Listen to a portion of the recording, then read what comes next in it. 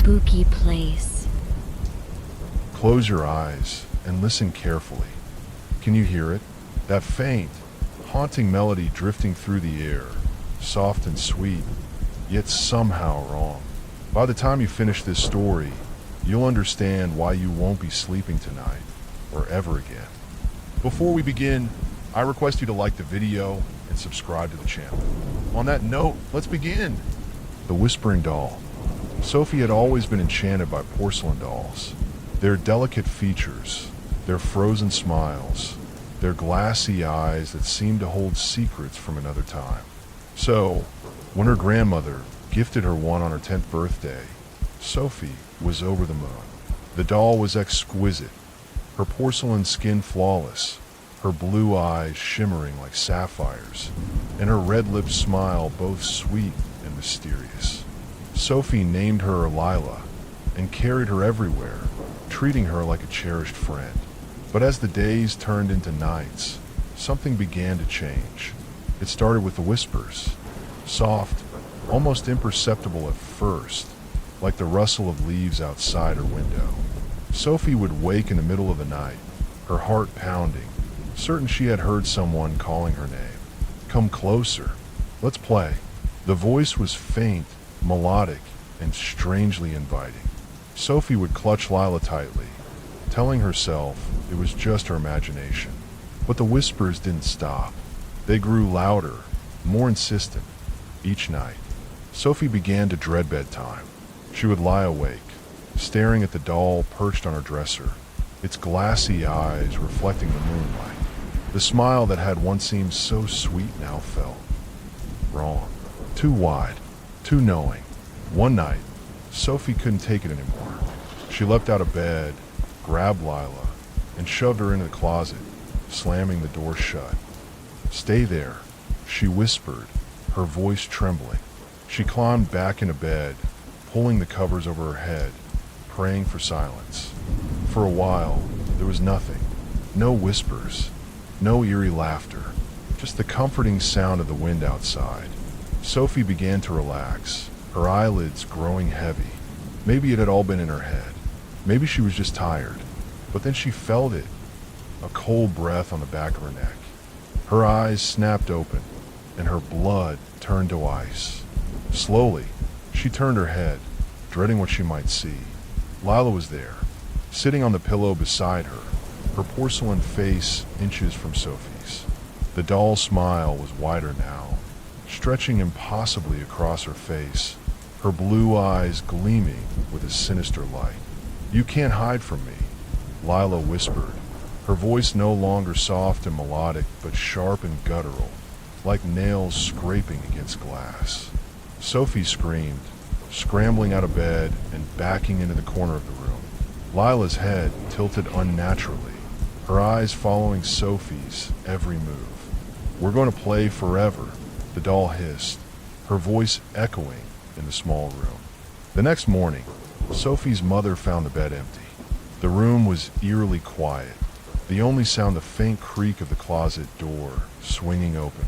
Lila sat on the bed, her blue eyes now disturbingly human-like, glistening with a wet, lifelike sheen. Her smile was wider than ever, her red lips curled into a grotesque grin. Sophie was never seen again. Weeks passed, and Sophie's parents were consumed by grief. They packed away her belongings, but no one could bring themselves to touch Lila. The doll remained on Sophie's bed, her presence a constant, haunting reminder of their loss. One night, Sophie's mother woke to the sound of laughter. It was faint, coming from Sophie's room. Her heart raced as she crept down the hallway, her hand trembling on the doorknob. She pushed the door open, and her breath caught her throat. Sophie's room was exactly as it had been the night she disappeared. The bed was neatly made, the curtains drawn, and Lila sat on the pillow, her blue eyes staring straight ahead. But something was different. The doll's face, it looked almost alive. The porcelain skin had a faint blush, the lips a deeper red, the eyes gleaming with a malevolent intelligence. Sophie, her mother whispered, her voice breaking. Lila's head turned slowly, her neck creaking like old wood. The doll's smile widened, and she spoke, her voice a perfect mimicry of Sophie's. "Mommy, I'm here. Let's play." Sophie's mother stumbled back, her scream echoing through the house. She grabbed the doll, intending to destroy it, but the moment her fingers touched the porcelain, a searing pain shot through her hand. She dropped Lila, staring in horror as the doll's eyes glowed a fiery red. "Don't be rude, Mommy," Lila said, her voice dripping with mock sweetness. "Sophie and I have been waiting for you." From the shadows of the room, a small figure emerged. It was Sophie, or what was left of her. Her skin was pale and cracked like porcelain, her eyes glassy and unblinking. She moved stiffly, her joints clicking with every step. Her lips were curled into the same grotesque smile as Lila's. "Mommy," Sophie said, her voice a hollow echo. "We're going to play forever." Sophie's mother tried to run, but the door slammed shut behind her. The last thing she saw was Lila's glowing eyes and Sophie's lifeless smile as they closed in on her. The house stands empty now, its windows dark and its doors locked. But if you pass by on a quiet night, you might hear it, the faint sound of laughter, the whisper of a child's voice. "Come closer, let's play." And if you're foolish enough to enter, you'll find Lila waiting for you, her blue eyes gleaming, her smile too wide. Because Lila is always looking for new friends. And once she finds you, you'll never leave. The house on Willow Lane became a local legend. Children dared each other to run up to the front porch, touch the door, and sprint away. Teenagers whispered about the family that had vanished without a trace, their belongings left behind as if they had simply evaporated into thin air. But no one ever stayed long enough to hear the whispers that seeped through the cracks in the walls, or the faint laughter that echoed from the upstairs window. Months turned into years, and the house fell into disrepair. The garden overgrew, the paint peeled, and the windows became clouded with dust. Yet, Lila remained. She sat on Sophie's bed, her porcelain face untouched by time, her blue eyes gleaming with an unnatural light. The room itself seemed frozen, as if trapped in a moment of terror. The air was always cold, and the shadows moved even when there was no light to cast them. One rainy autumn evening, a real estate agent named Claire arrived at the house. She had been hired to assess the property for potential buyers. Armed with a flashlight and a sense of determination, she pushed open the creaking gate and made her way up the overgrown path. The house loomed before her, its windows like dark, empty eyes. Claire stepped inside, her boots echoing on the wooden floor. The air was thick with the scent of mildew and something else, something metallic like blood. She shook off the feeling of unease and began her inspection. The living room was cluttered with old furniture, the kitchen filled with dishes still sitting in the sink. It was as if the family had left in the middle of dinner. As she climbed the stairs, the temperature dropped sharply. Her breath came out in visible puffs, and her flashlight flickered. Just an old house, she muttered to herself, though her heart was pounding. She pushed open the door to Sophie's room, and there it was, the doll. Lila sat on the bed, her head tilted slightly, her glassy eyes staring straight at Claire. The doll's smile was unervingly wide, her red lips almost glowing in the dim light. Claire felt a chill run down her spine. She had seen enough horror movies to know better than to touch it, but something about the doll drew her in. Its eyes seemed to follow her as she moved closer. "Creepy," Claire whispered, reaching out to pick up the doll. The moment her fingers brushed against the porcelain, a sharp pain shot through her hand. She yelped and dropped Lila, stumbling back. The doll hit the floor with a soft thud, but instead of shattering, it began to laugh. The sound was high-pitched and guttural, a mix of a child's giggle and something far more sinister. Claire's flashlight flickered again, and the room plunged into darkness. She fumbled with the switch, but it wouldn't turn back on. The laughter grew louder, echoing off the walls, And then she heard it. The whispers. "Come closer. Let's play." Claire turned to run, but the door slammed shut behind her. She yanked at the handle, but it wouldn't budge. The laughter was all around her now, suffocating, and the air grew colder. She turned back to the room, her flashlight flickering back to life just in time to see Lila standing on the bed, her head tilted at an impossible angle. "Stay with me," the doll whispered, her voice a grotesque mimicry of a child's. "We'll have so much fun." Claire screamed as the shadows in the room began to move, twisting and writhing like living things. They reached for her, their cold fingers brushing against her skin. She stumbled back, tripping over something on the floor. Her flashlight rolled away, casting a dim light on the figure that now stood in the corner of the room. It was Sophie, or what used to be Sophie. Her skin was cracked and pale, her eyes glassy and unblinking. She moved stiffly, her joints clicking with every step. Her lips were curled into the same grotesque smile as Lila's. "Don't be afraid," Sophie said, her voice hollow and echoing. "We're going to play forever." Claire tried to scream again, but no sound came out. The shadows closed in around her, their cold fingers wrapping around her arms, her legs, her throat. She felt herself being pulled into the darkness, the laughter growing louder and louder until it was all she could hear. The next morning, Claire's car was still parked outside the house, but she was nowhere to be found. The real estate agency sent someone to check on her, but they found nothing, just an empty house filled with dust and shadows.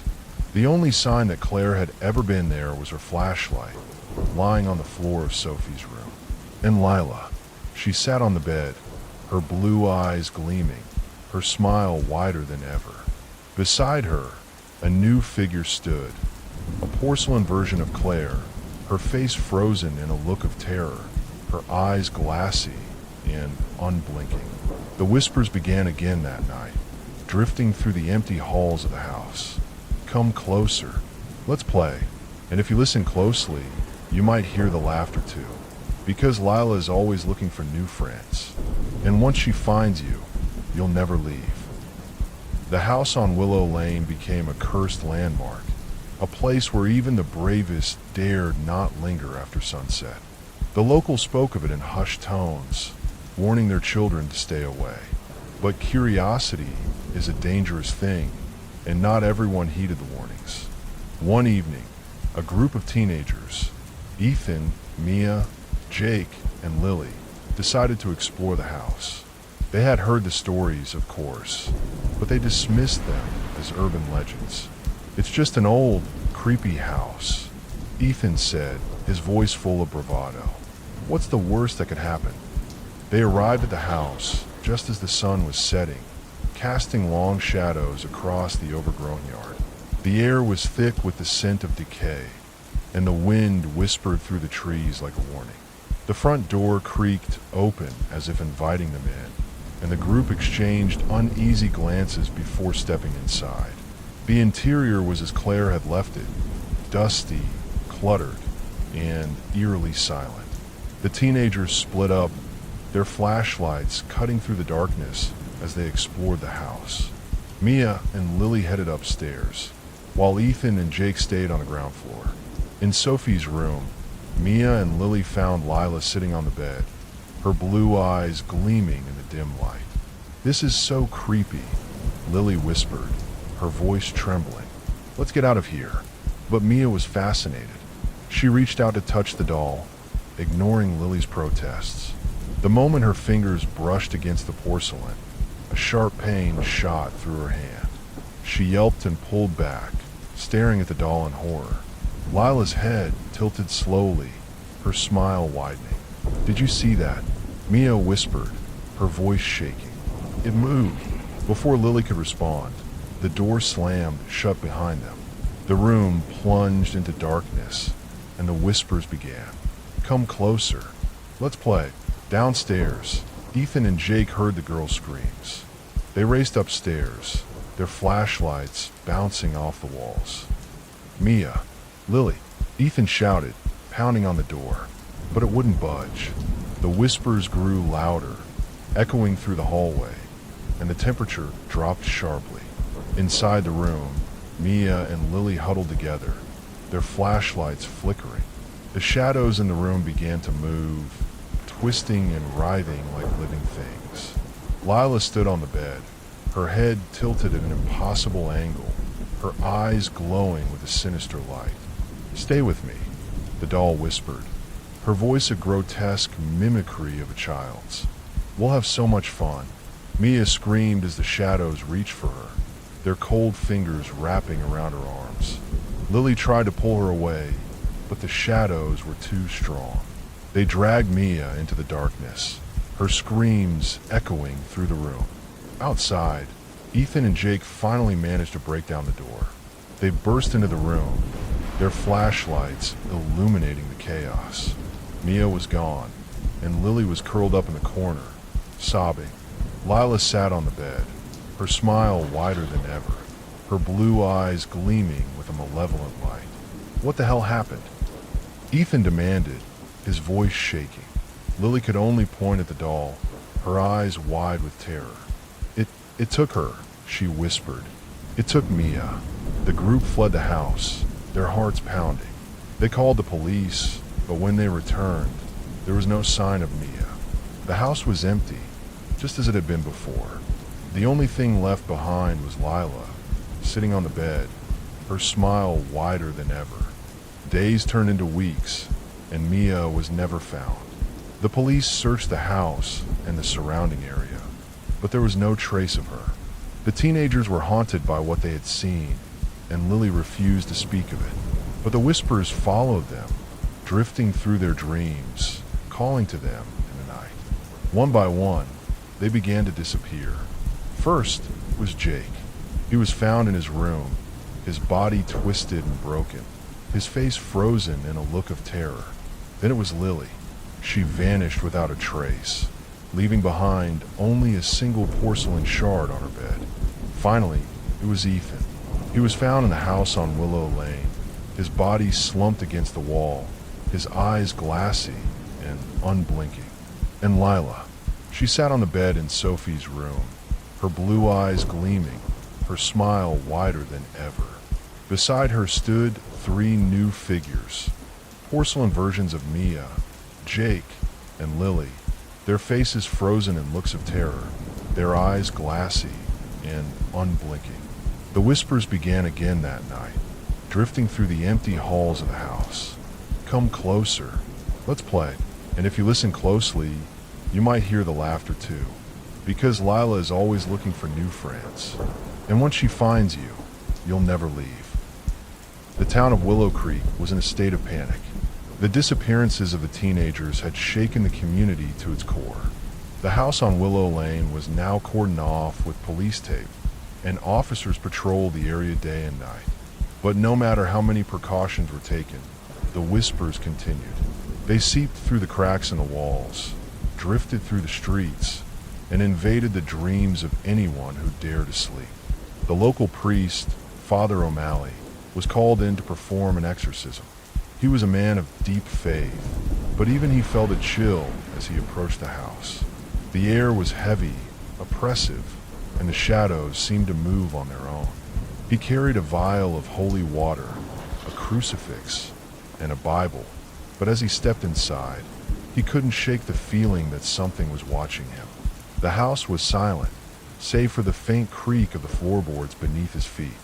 He made his way to Sophie's room, where Lila sat on the bed, her blue eyes gleaming, her smile wider than ever. The porcelain versions of Mia, Jake, Lily, and Ethan stood beside her, their glassy eyes staring straight ahead. Father O'Malley began the exorcism, his voice steady but trembling with fear. He sprinkled holy water on the doll, but it sizzled and evaporated before it could touch the porcelain. The room grew colder, and the whispers began. "Come closer. Let's play." The priest's crucifix grew hot in his hand, and he dropped it with a cry. The shadows in the room began to twist and writhe, forming into grotesque shapes. Lila's head tilted slowly, her smile stretching impossibly wide. "You can't save them," she whispered, her voice a guttural growl. "They're mine now." Father O'Malley tried to recite the Lord's Prayer, but the words caught in his throat. The shadows closed in around him, their cold fingers wrapping around his arms, his legs, his throat. He felt himself being pulled into the darkness, the laughter growing louder and louder until it was all he could hear. The next morning, the police found the house empty. Father O'Malley was gone, and so were the porcelain figures. Only Lila remained, sitting on the bed, her blue eyes gleaming, her smile wider than ever. The disappearances stopped for a while, and the town began to heal. But the house on Willow Lane remained, a silent reminder of the horrors that had taken place. People avoided it, crossing the street to stay as far away as possible. But the whispers never stopped. They drifted through the town, calling to anyone who would listen. One night, a young couple, Emma and Ryan, moved into the house. They had heard the stories, but they didn't believe in ghosts or curses. "It's just an old house," Emma said, her voice full of optimism. "We'll fix it up and make it our home." They spent their first night unpacking, laughing and joking as they explored the house. But as the sun set, the atmosphere changed. The air grew cold, and the whispers began. "Come closer. Let's play." Emma and Ryan tried to ignore it, telling themselves it was just the wind. But the whispers grew louder, more insistent. They found themselves drawn to Sophie's room, where Lila sat on the bed, her blue eyes gleaming, her smile wider than ever. "Where did this come from?" Ryan asked, his voice trembling. Before Emma could respond, the door slammed shut behind them. The room plunged into darkness, and the shadows began to move. Lila stood on the bed, her head tilted at an impossible angle, her eyes glowing with a sinister light. "Stay with me," the doll whispered, her voice a grotesque mimicry of a child's. "We'll have so much fun." Emma screamed as the shadows reached for her, their cold fingers wrapping around her arms. Ryan tried to pull her away, but the shadows were too strong. They dragged Emma into the darkness, her screams echoing through the room. Ryan stumbled back, his heart pounding. He grabbed Lila, intending to destroy her, but the moment his fingers touched the porcelain, a sharp pain shot through his hand. He dropped the doll, and it began to laugh. The sound was high-pitched and guttural, a mix of a child's giggle and something far more sinister. The room grew colder, and the whispers grew louder. "You can't hide from me," Lila whispered, her voice echoing in the small room. Ryan turned to run, but the door wouldn't budge. The shadows closed in around him, their cold fingers wrapping around his arms, his legs, his throat. He felt himself being pulled into the darkness, the laughter growing louder and louder until it was all he could hear. The next morning, the house was silent. Emma and Ryan were gone, and so was Lila. The only thing left behind was a single porcelain shard on the bed, its edges sharp and glistening. The whispers began again that night, drifting through the empty halls of the house. "Come closer. Let's play." The town of Willow Creek was on the brink of collapse. The disappearances had escalated to a point where no one felt safe. The house on Willow Lane was no longer just a haunted relic. It was a living nightmare, a portal to something far darker than anyone could comprehend. The whispers had spread beyond the house, echoing through the streets, invading homes, and driving people to madness. The town's population dwindled as families fled, leaving behind empty houses and shattered lives. But there was one person who refused to run. Dr. Evelyn Carter, a renowned paranormal investigator, arrived in Willow Creek with a team of experts. She had spent her career studying the supernatural, but nothing could have prepared her for what she was about to face. Armed with ancient texts, protective talismans, and a determination to end the curse, Evelyn entered the house on Willow Lane. The moment she stepped inside, the air grew heavy and the whispers began. "Come closer. Let's play." Evelyn ignored them, her focus unwavering. She made her way to Sophie's room, where Lila sat on the bed, her blue eyes gleaming, her smile wider than ever.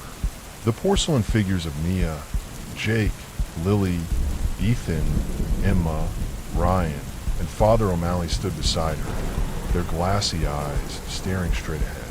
Evelyn began her ritual, chanting in a language older than time itself. The room grew colder, and the shadows began to twist and writhe. Lila's head tilted slowly, her smile stretching impossibly wide. "You can't stop me," she whispered, her voice a guttural growl. "I am eternal." But Evelyn was prepared. She pulled out a small, intricately carved box made of iron and bone. Inside was a shard of obsidian, pulsating with dark energy. "This ends now," she said, her voice steady. As she placed the shard on the bed, the room erupted in chaos. The shadows surged forward, their cold fingers wrapping around Evelyn's arms, her legs, her throat. But she continued to chant, her voice growing louder and louder. The shard began to glow, its light piercing through the darkness. Lila's smile faltered for the first time. Her porcelain skin began to crack, and her blue eyes dimmed. "No," she screamed, her voice a mix of a child's cry and a demon's roar. "You can't do this." The porcelain figures began to shatter, one by one, their glassy eyes exploding into dust.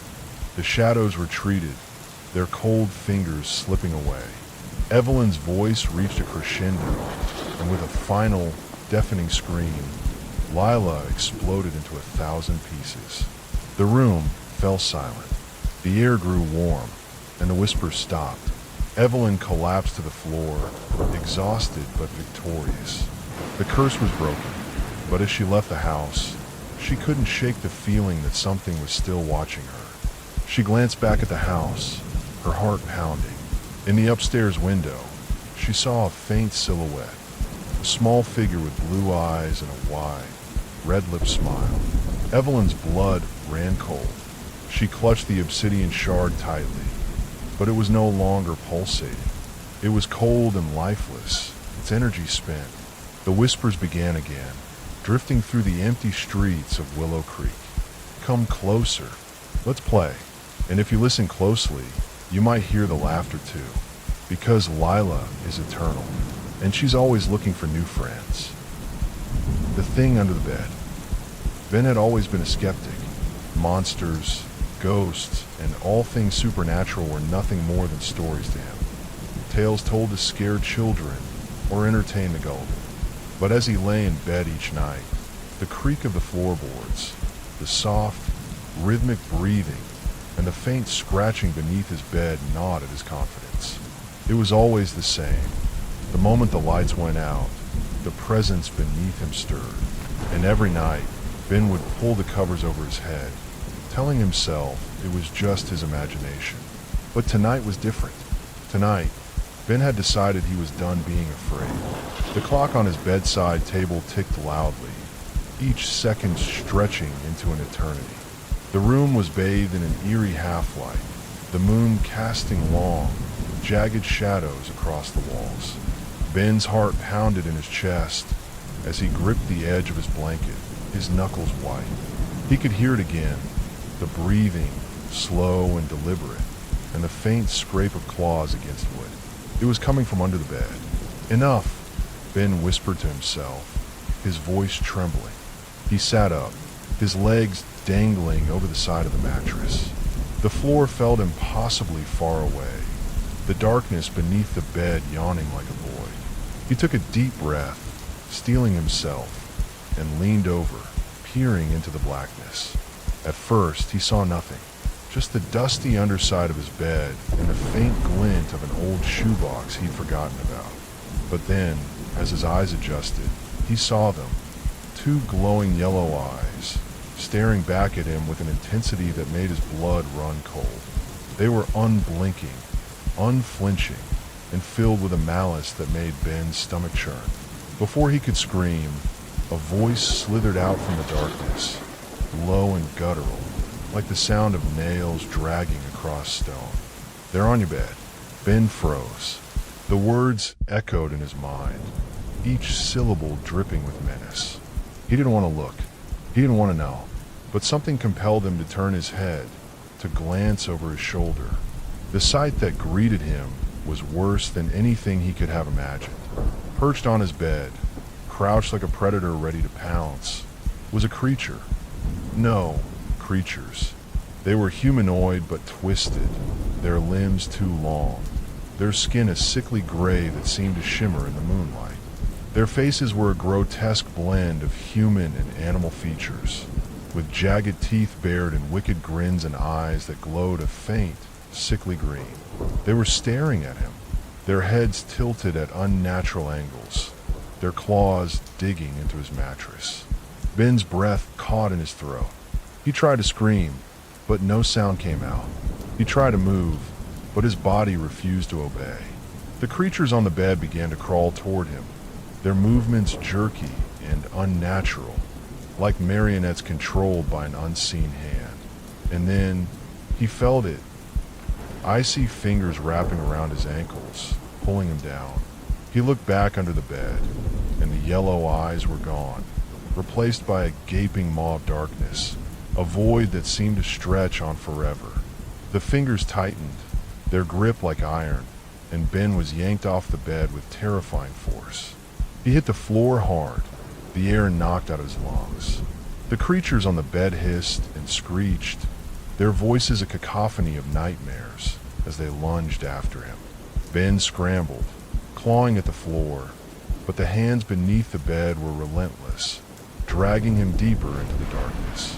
The last thing he saw before he was swallowed whole was the face of one of the creatures, a twisted mockery of a smile, its eyes gleaming with triumph.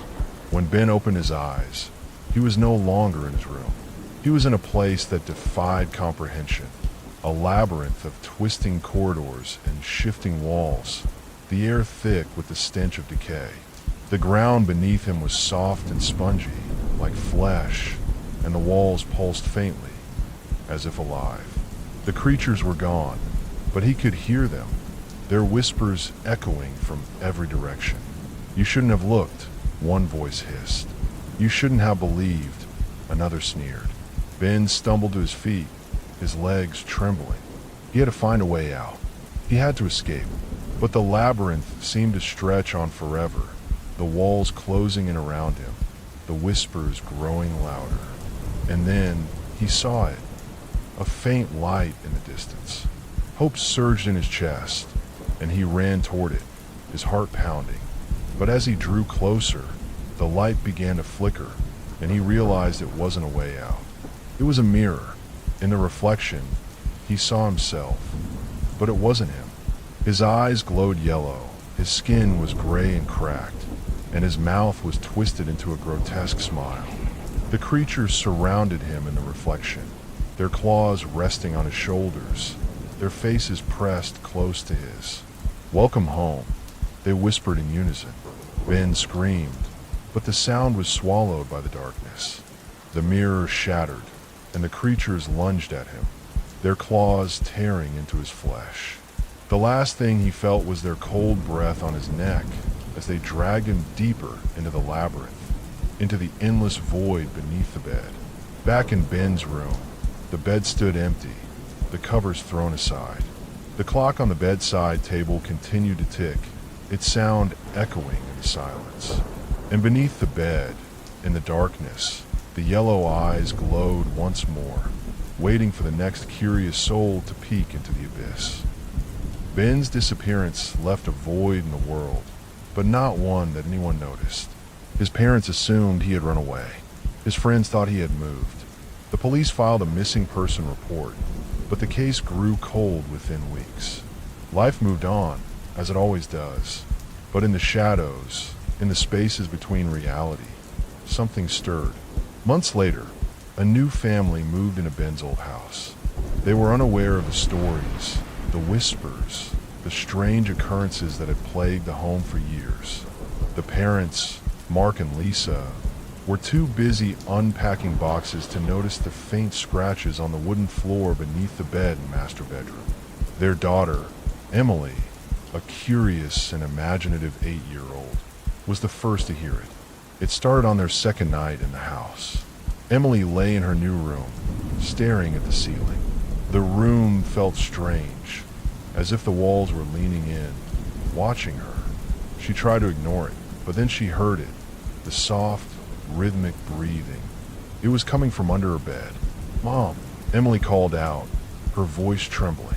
But her parents were downstairs, unpacking the last of the boxes. She pulled the covers over her head, just as Ben had done so many nights before. The breathing grew louder, more deliberate, and then came the scratching, a slow, deliberate drag of claws against wood. Emily squeezed her eyes shut, praying for morning. But the sounds didn't stop. They grew louder, more insistent, until she couldn't take it anymore. She threw off the covers and sat up, her heart pounding. The room was dark, the only light coming from the hallway through the crack under her door. She leaned over the edge of the bed, her small hands gripping the mattress, and peered into the darkness below. At first, she saw nothing, just the shadowy underside of her bed and the faint glint of something metallic. But then, she saw them, two glowing yellow eyes, staring back at her. They were familiar, though she didn't know why. Before she could scream, a voice whispered, soft and cold, "They're on your bed." Emily froze. She didn't want to look. She didn't want to know. But something compelled her to turn her head, to glance over her shoulder. The creatures were there, just as they had been for Ben. Their twisted forms crouched on her bed, their glowing green eyes fixed on her.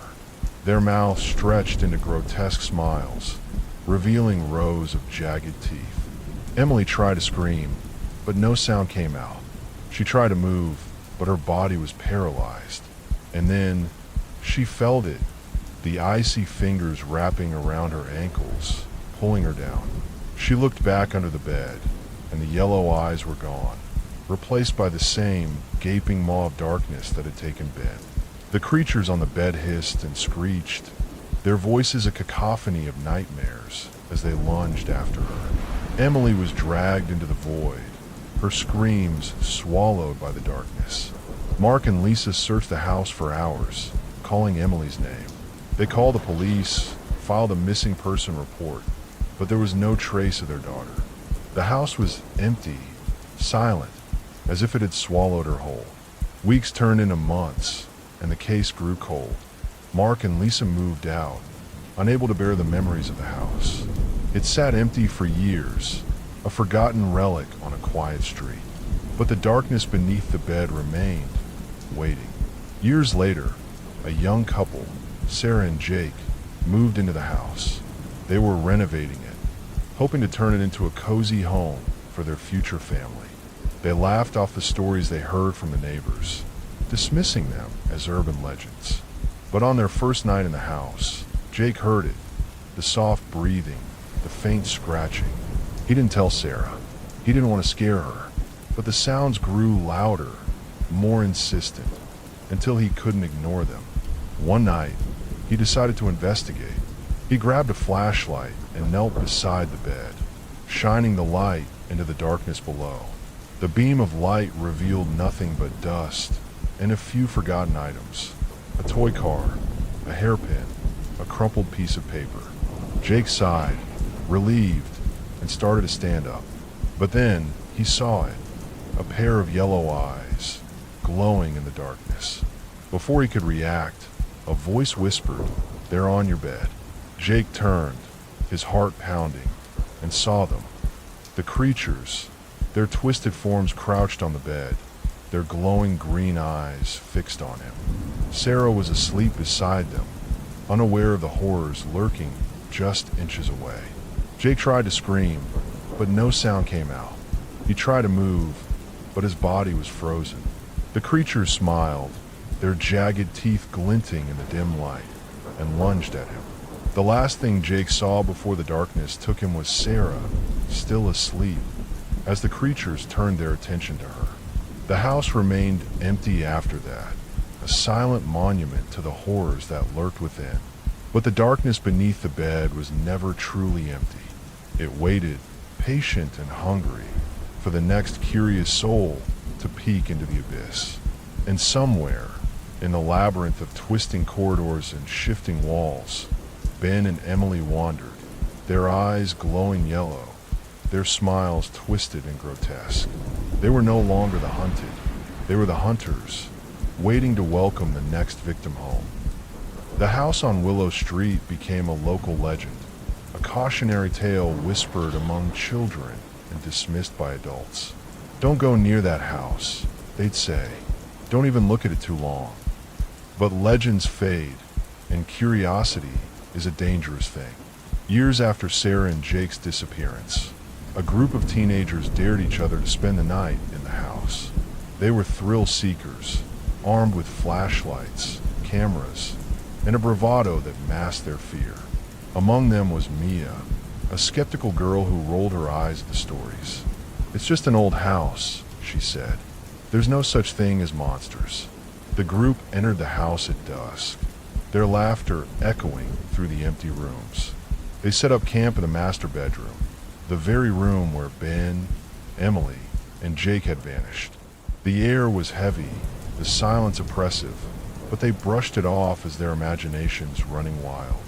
As night fell, the atmosphere shifted. The temperature dropped, and the faint sound of breathing filled the room. Mia heard first. She froze, her flashlight trembling in her hand. "Do you hear that?" she whispered.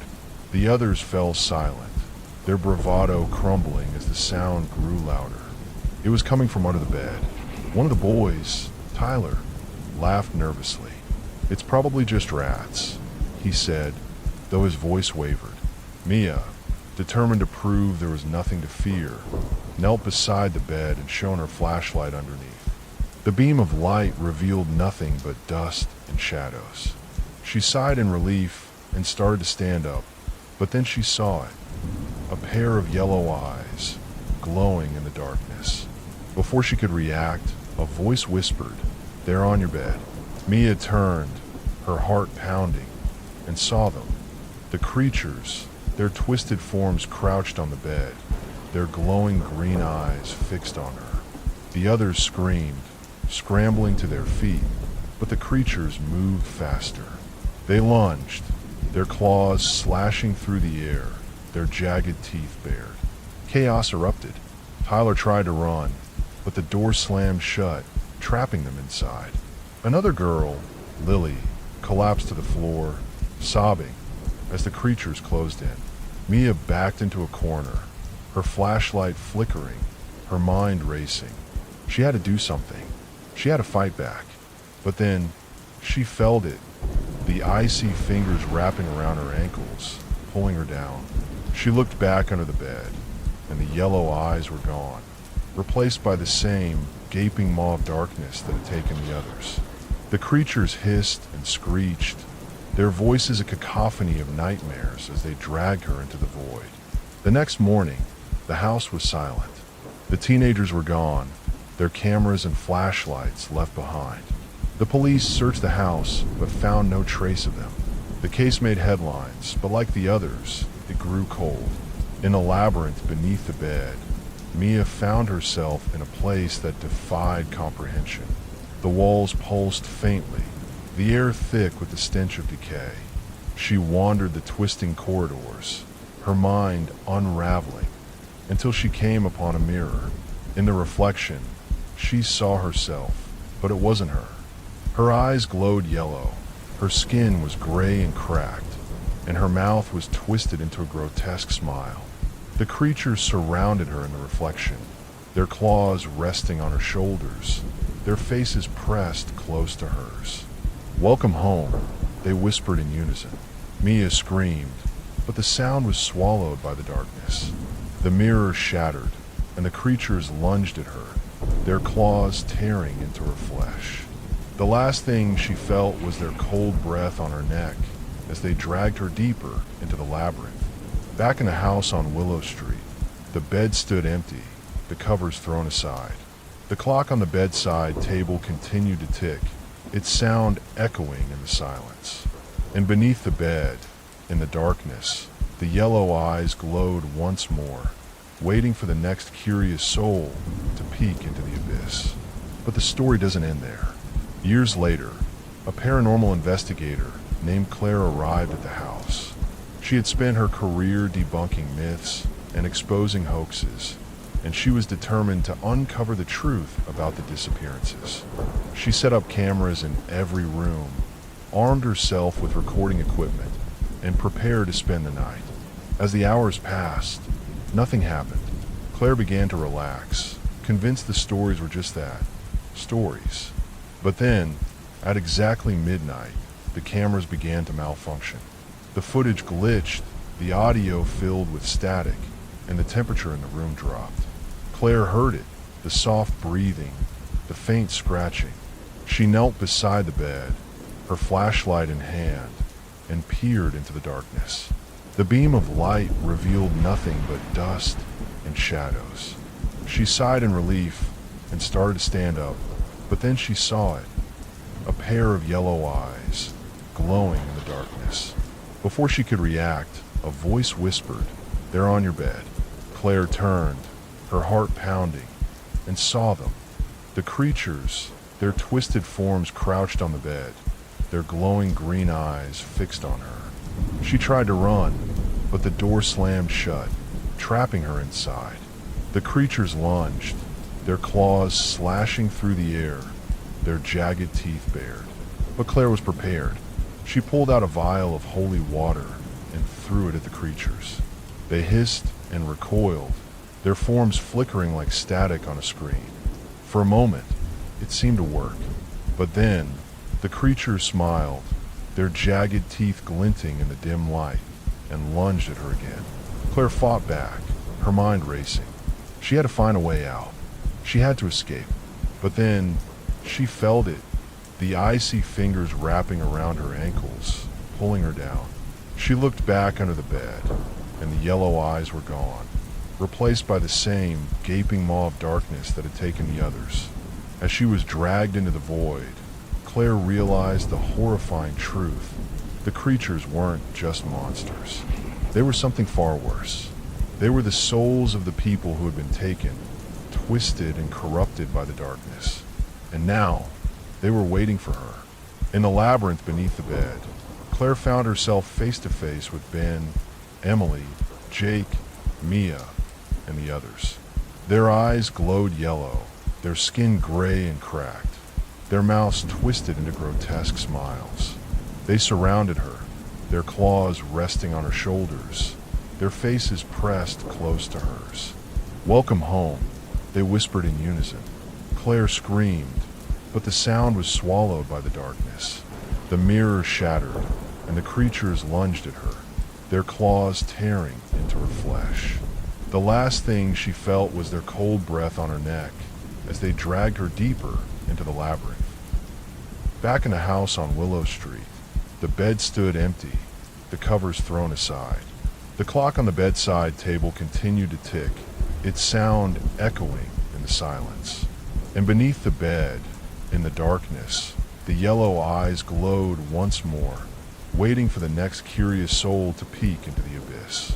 The cycle continued, an endless loop of horror and despair. The house on Willow Street was never truly empty. It was a gateway, a prison, a nightmare that would never end.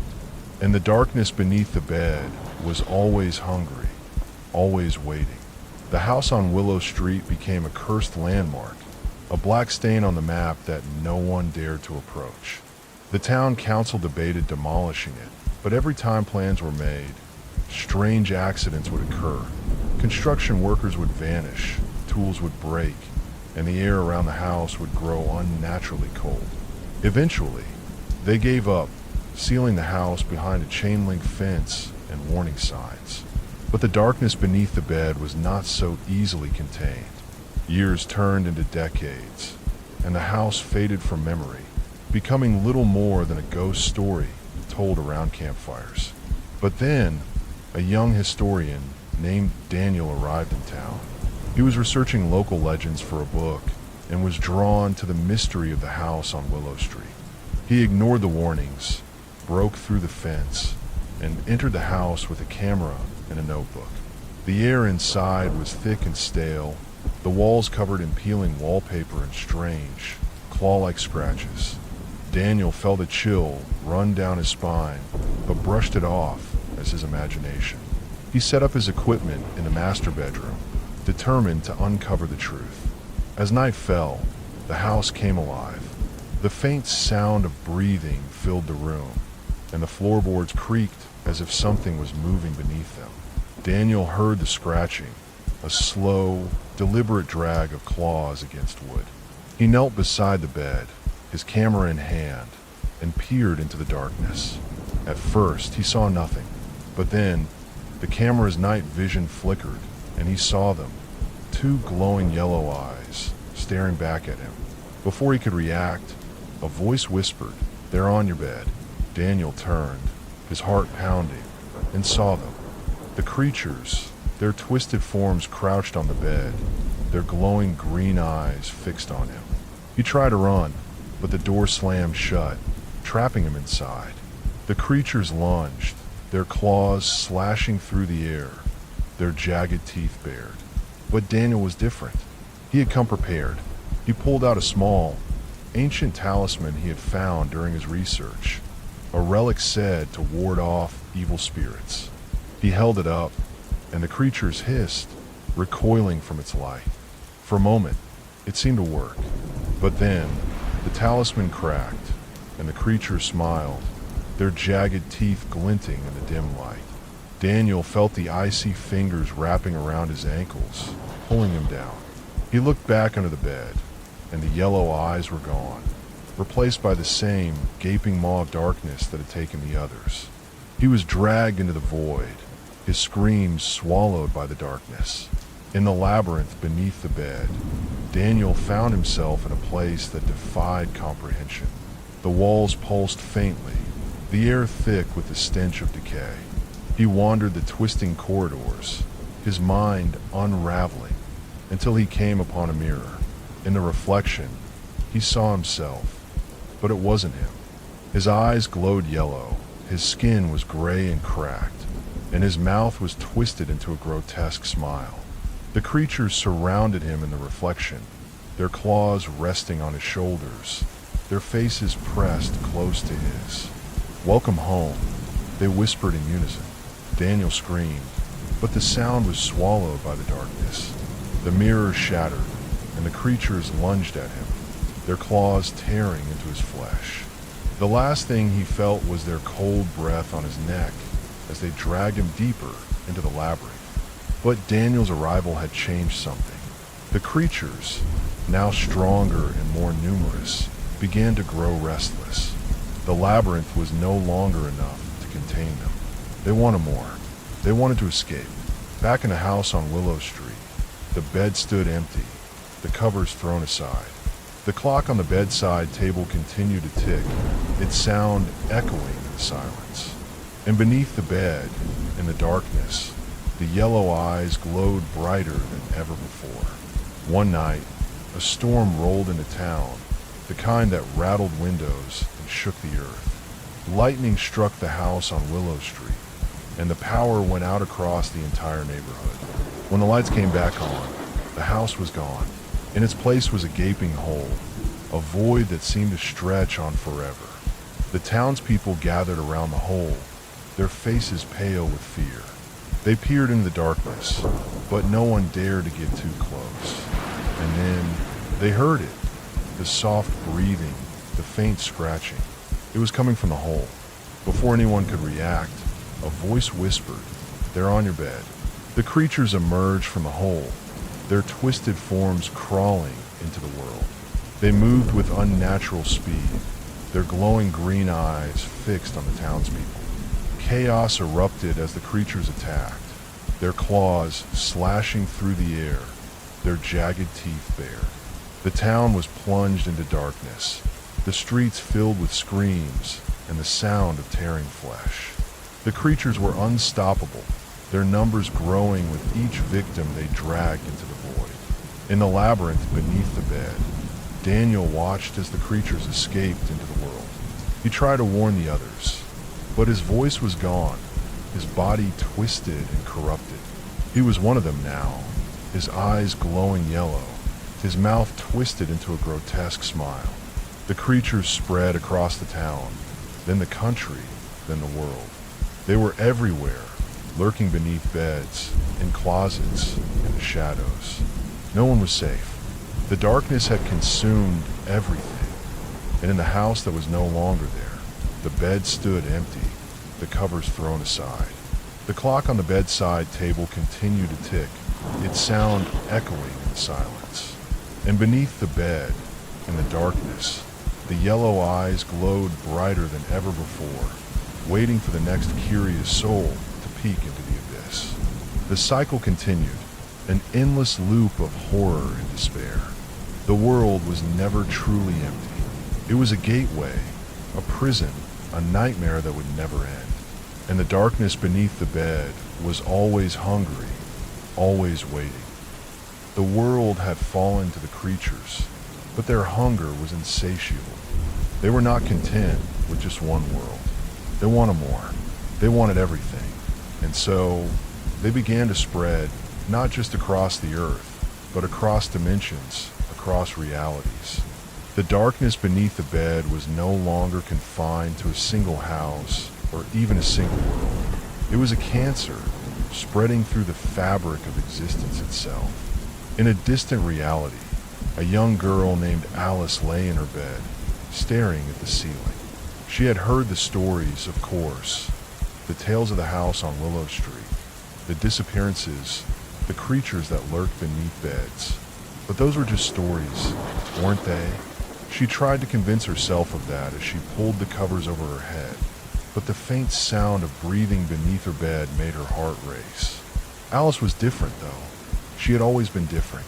She could see things others couldn't, shadows that moved on their own, whispers that no one else heard. She had always been afraid of her gift, but now, it might be the only thing that could save her. She sat up, her hands trembling, and peered over the edge of the bed. The darkness beneath seemed to pulse, to breathe, as if it were alive. And then, she saw them, the yellow eyes, glowing in the void. Before the voice could whisper, "They're on your bed," Alice spoke. "I see you," she said, her voice steady despite the fear coursing through her veins. "I know what you are."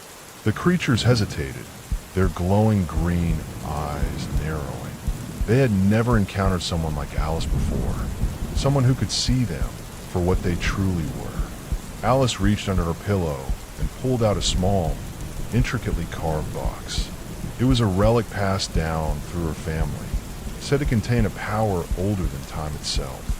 She opened the box, and a soft, golden light spilled out, filling the room. The creatures hissed, recoiling from the light. They tried to lunge at her, but the light held them back, forcing them into the shadows. Alice stood her ground, her eyes blazing with determination. "You don't belong here," she said. "Go back to the darkness where you came from." The creatures screamed, their voices a cacophony of nightmares, as the light grew brighter, consuming them. The darkness beneath the bed began to shrink, the void closing in on itself. But just as it seemed the creatures were defeated, the voice whispered one last time, "This isn't over." And then they were gone. Alice thought she had won. She thought she had saved her world. But the creatures were not so easily defeated. They had been pushed back, but they were still out there, lurking in the spaces between realities, waiting for their chance to return. In another reality, a man named Victor lay in his bed, staring at the ceiling. He had heard the stories, of course, the tales of the house on Willow Street, the disappearances, the creatures that lurked beneath beds. But those were just stories, weren't they? He tried to convince himself of that as he pulled the covers over his head, but the faint sound of breathing beneath his bed made his heart race. Victor was a scientist, a man of logic and reason. He didn't believe in monsters or ghosts or anything supernatural. But as the breathing grew louder, more insistent, he began to doubt his convictions.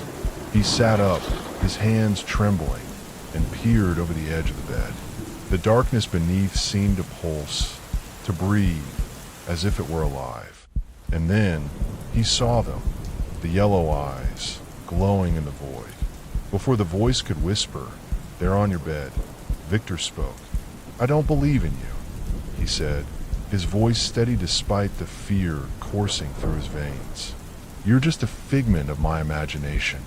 The creatures hesitated, their glowing green eyes narrowing. They had never encountered someone like Victor before, someone who refused to believe in them. Victor reached under his pillow and pulled out a small, intricately carved box. It was a relic passed down through his family, said to contain a power older than time itself. He opened the box, and a soft, golden light spilled out, filling the room. The creatures hissed, recoiling from the light. They tried to lunge at him, but the light held them back, forcing them into the shadows. Victor stood his ground, his eyes blazing with determination. "You don't belong here," he said. "Go back to the darkness where you came from."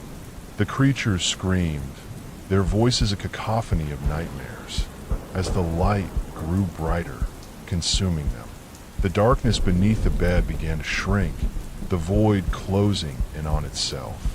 But just as it seemed the creatures were defeated, the voice whispered one last time, "This isn't over." And then they were gone. Victor thought he had won. He thought he had saved his world. But the creatures were not so easily defeated. They had been pushed back, but they were still out there, lurking in the spaces between realities, waiting for their chance to return. In yet another reality, a woman named Elena lay in her bed, staring at the ceiling. She had heard the stories, of course, the tales of the house on Willow Street, the disappearances, the creatures that lurked beneath beds. But those were just stories, weren't they? She tried to convince herself of that as she pulled the covers over her head, but the faint sound of breathing beneath her bed made her heart race. Elena was a warrior, a protector of her world. She had faced many dangers, but nothing like this. She sat up, her hands trembling, and peered over the edge of the bed. The darkness beneath seemed to pulse, to breathe, as if it were alive. And then she saw them, the yellow eyes, glowing in the void. Before the voice could whisper, "They're on your bed," Elena spoke. "I'm not afraid of you," she said, her voice steady despite the fear coursing through her veins. "I've faced worse than you." The creatures hesitated, their glowing green eyes narrowing. They had never encountered someone like Elena before, someone who was not afraid of them. Elena reached under her pillow and pulled out a small, intricately carved box. It was a relic passed down through her family, said to contain a power older than time itself. She opened the box, and a soft, golden light spilled out, filling the room. The creatures hissed, recoiling from the light. They tried to lunge at her, but the light held them back, forcing them into the shadows. Elena stood her ground, her eyes blazing with determination. "You don't belong here," she said. "Go back to the darkness where you came from." The creatures screamed, their voices a cacophony of nightmares, as the light grew brighter, consuming them. The darkness beneath the bed began to shrink, the void closing in on itself. But just as it seemed the creatures were defeated, the voice whispered one last time, "This isn't over." And then they were gone. Elena thought she had won. She thought she had saved her world. But the creatures were not so easily defeated. They had been pushed back, but they were still out there, lurking in the spaces between realities, waiting for their chance to return. The cycle continued, an endless loop of horror and despair. The creatures were always there, always waiting, always hungry, and the darkness beneath the bed was always ready to claim its next victim. But there was hope. Alice, Victor, Elena, they had all fought back.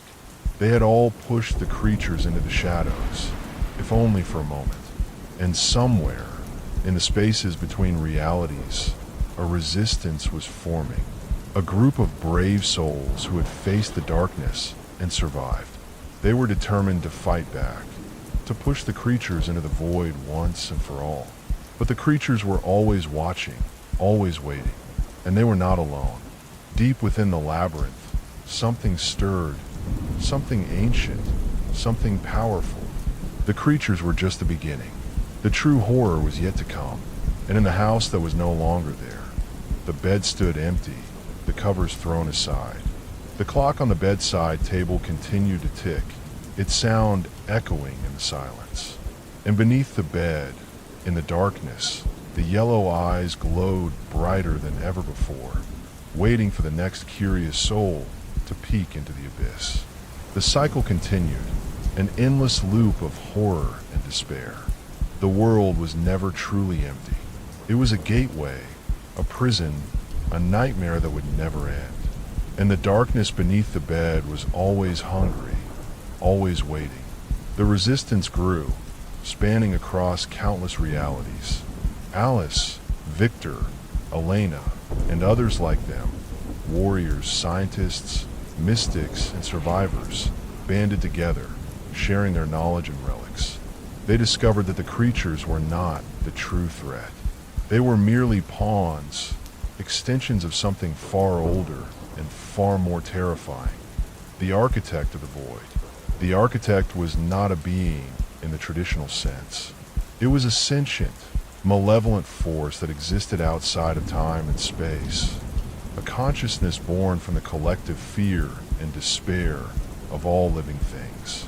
It had created the labyrinth, the creatures, and the endless cycle of horror to feed on the suffering of its victims. The darkness beneath the bed was its gateway, its means of spreading across realities. The resistance devised a plan, a desperate, insane plan. They would enter the labyrinth, not to escape, but to confront the architect itself.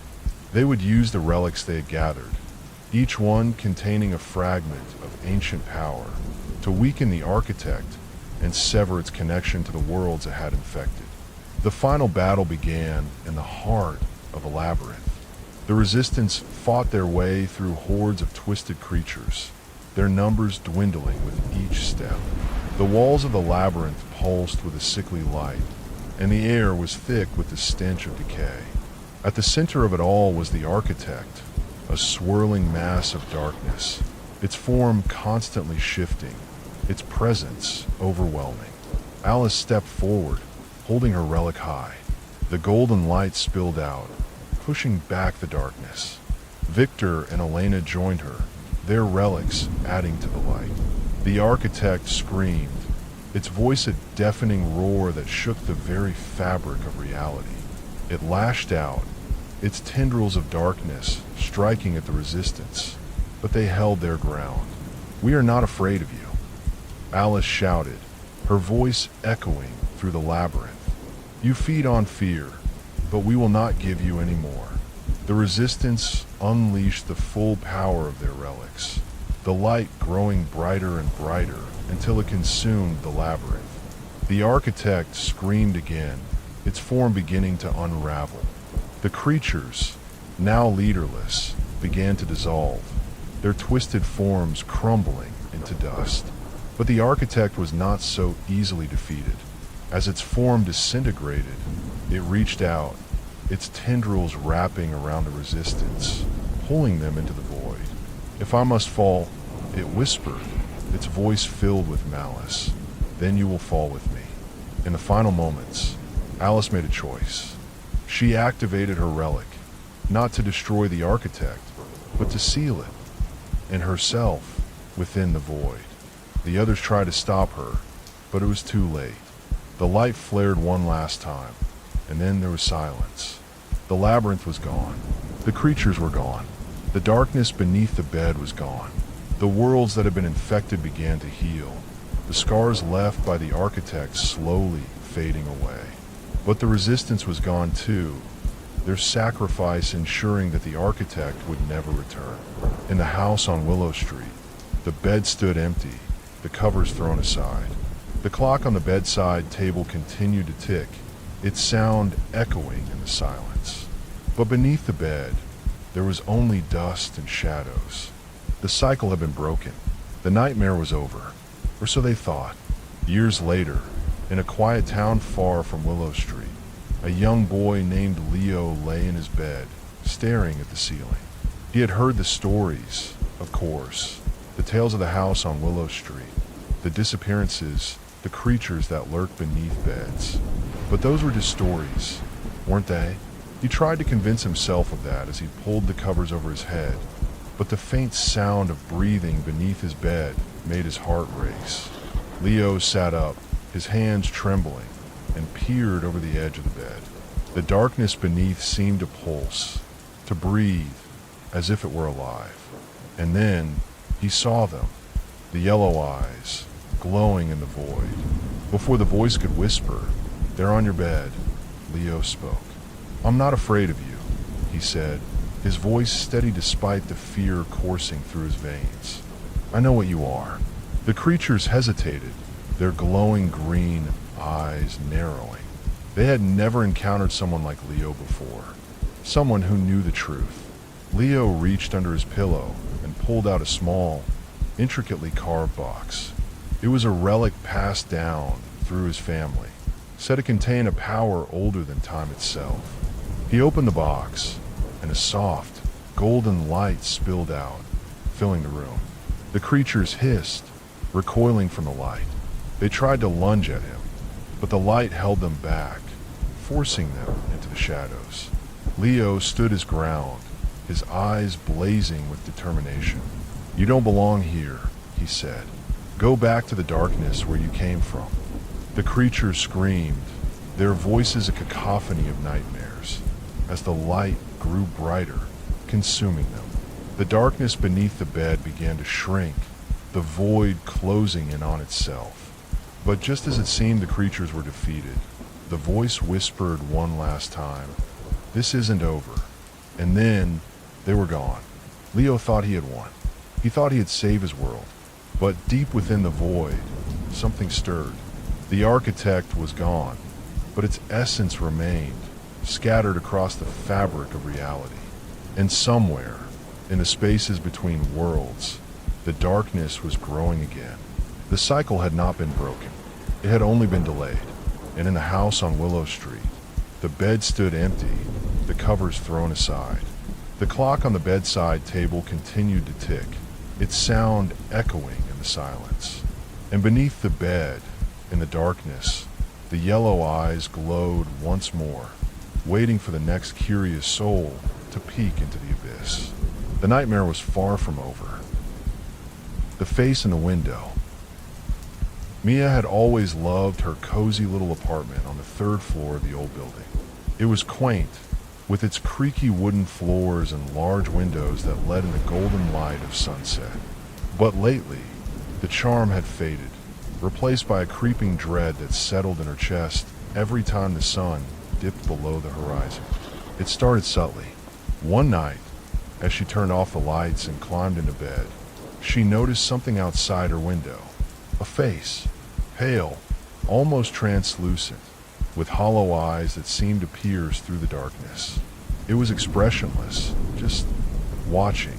Mia blinked, convinced it was a trick of the light or her tired mind playing tricks.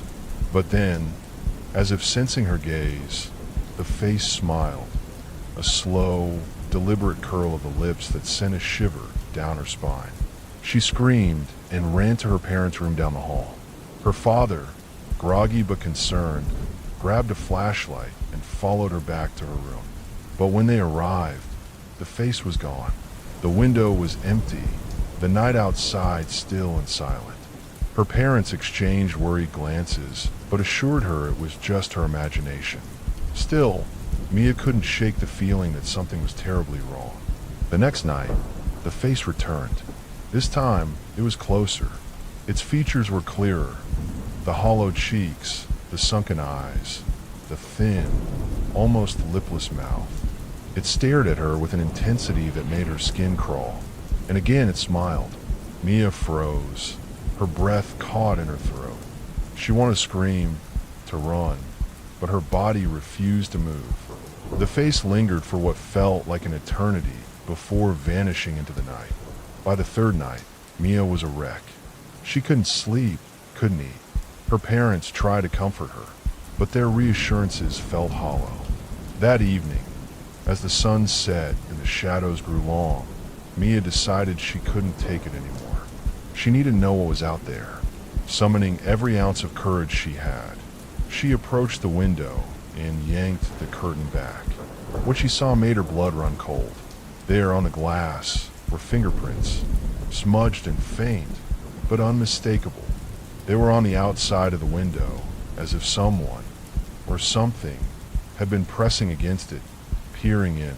Mia stumbled back, her heart pounding.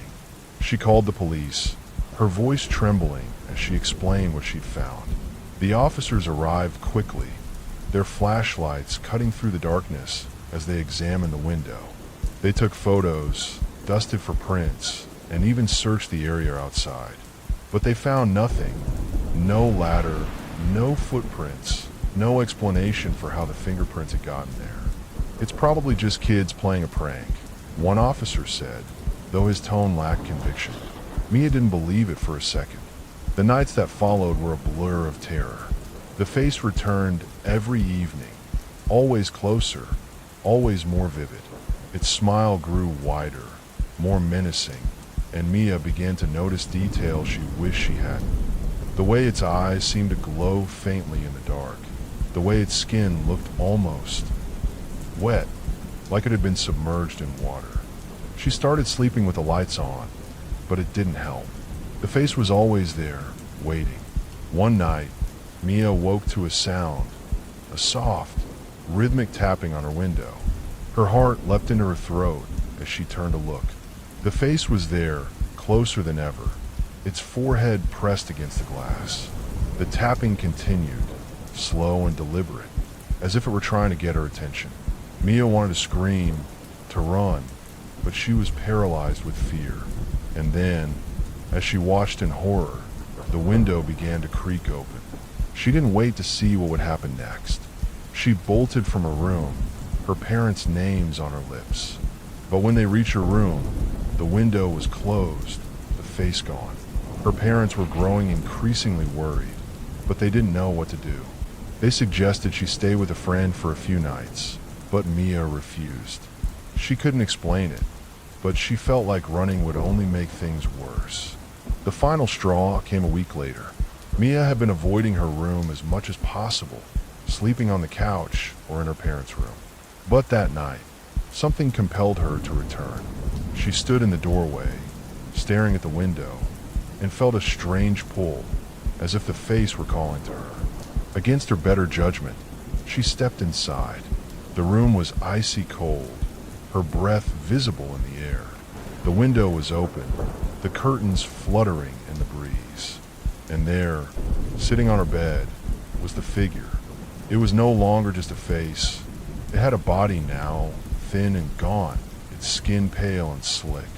Its eyes locked onto hers, and it smiled, revealing rows of jagged, broken teeth. Mia tried to scream, but no sound came out. The figure stood, its movements jerky and unnatural, and began to shuffle toward her. She backed away, her mind screaming at her to run, but her feet felt rooted to the spot. The figure reached out a hand, its fingers long and bony, and touched her cheek. Its skin was freezing, like the touch of death itself. And then, just as suddenly as it had appeared, the figure was gone. The room was warm again, the window closed. Mia collapsed to the floor, trembling and sobbing. Her parents found her there minutes later, but no matter how much she tried to explain, they couldn't understand. To them, it was just a nightmare. But Mia knew better. The face, the figure, it was real, and it wasn't gone. She could feel it, lurking in the shadows, waiting for the right moment to return. She started sleeping with a knife under her pillow, her eyes darting to the window every few seconds. The fear consumed her, eating away at her sanity. One morning, her parents found her room empty. The bed was neatly made, the curtains drawn, but Mia was gone. The window was locked from the inside, and there was no sign of struggle. It was as if she had simply vanished. The police searched for weeks, but they never found a trace of her. The case went cold, and eventually, her parents moved away, unable to bear the memories. The apartment remained empty for years, the new tenants never staying long. They all complained of the same thing, a feeling of being watched, a face in the window, and sometimes on quiet nights, the neighbors would hear a soft tapping coming from the third-floor window, but no one ever dared to look. Mia's disappearance became a local legend, whispered about in hushed tones by the neighbors and recounted in eerie detail by the few who dared to stay in the old apartment building. The third-floor unit remained vacant, its windows dark and lifeless, as if the building itself had swallowed Mia whole. But the story didn't end there. In fact, it was only the beginning. A year after Mia vanished, a young man named Ethan moved into the apartment. He was new to the city, a freelance writer looking for a quiet place to work. The rent was suspiciously cheap, and the landlord was oddly eager to hand over the keys. Ethan didn't ask questions. He was drawn to the apartment's vintage charm. The high ceilings, the ornate moldings, the large windows that flooded the space with natural light during the day. But at night, the apartment felt different. The air grew heavy, and the shadows seemed to stretch longer than they should. Ethan chalked it up to his overactive imagination. He was a horror writer, after all. He thrived on the eerie and unsettling. One evening, as he sat at his desk typing away, he felt a sudden chill. The room's temperature dropped sharply, and his breath formed little clouds in the air. He looked up, his fingers freezing over the keyboard. The window across the room was slightly ajar, the curtains swaying gently. He was sure he closed it earlier. Ethan stood and walked over to the window, his footsteps echoing in the silence. As he reached out to close it, he noticed something on the glass, a smudge, like a handprint.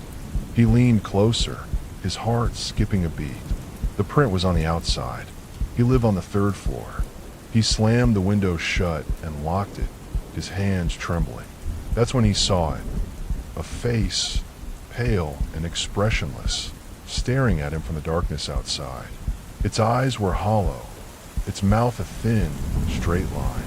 Ethan stumbled back, his mind racing. The face didn't move. It just watched.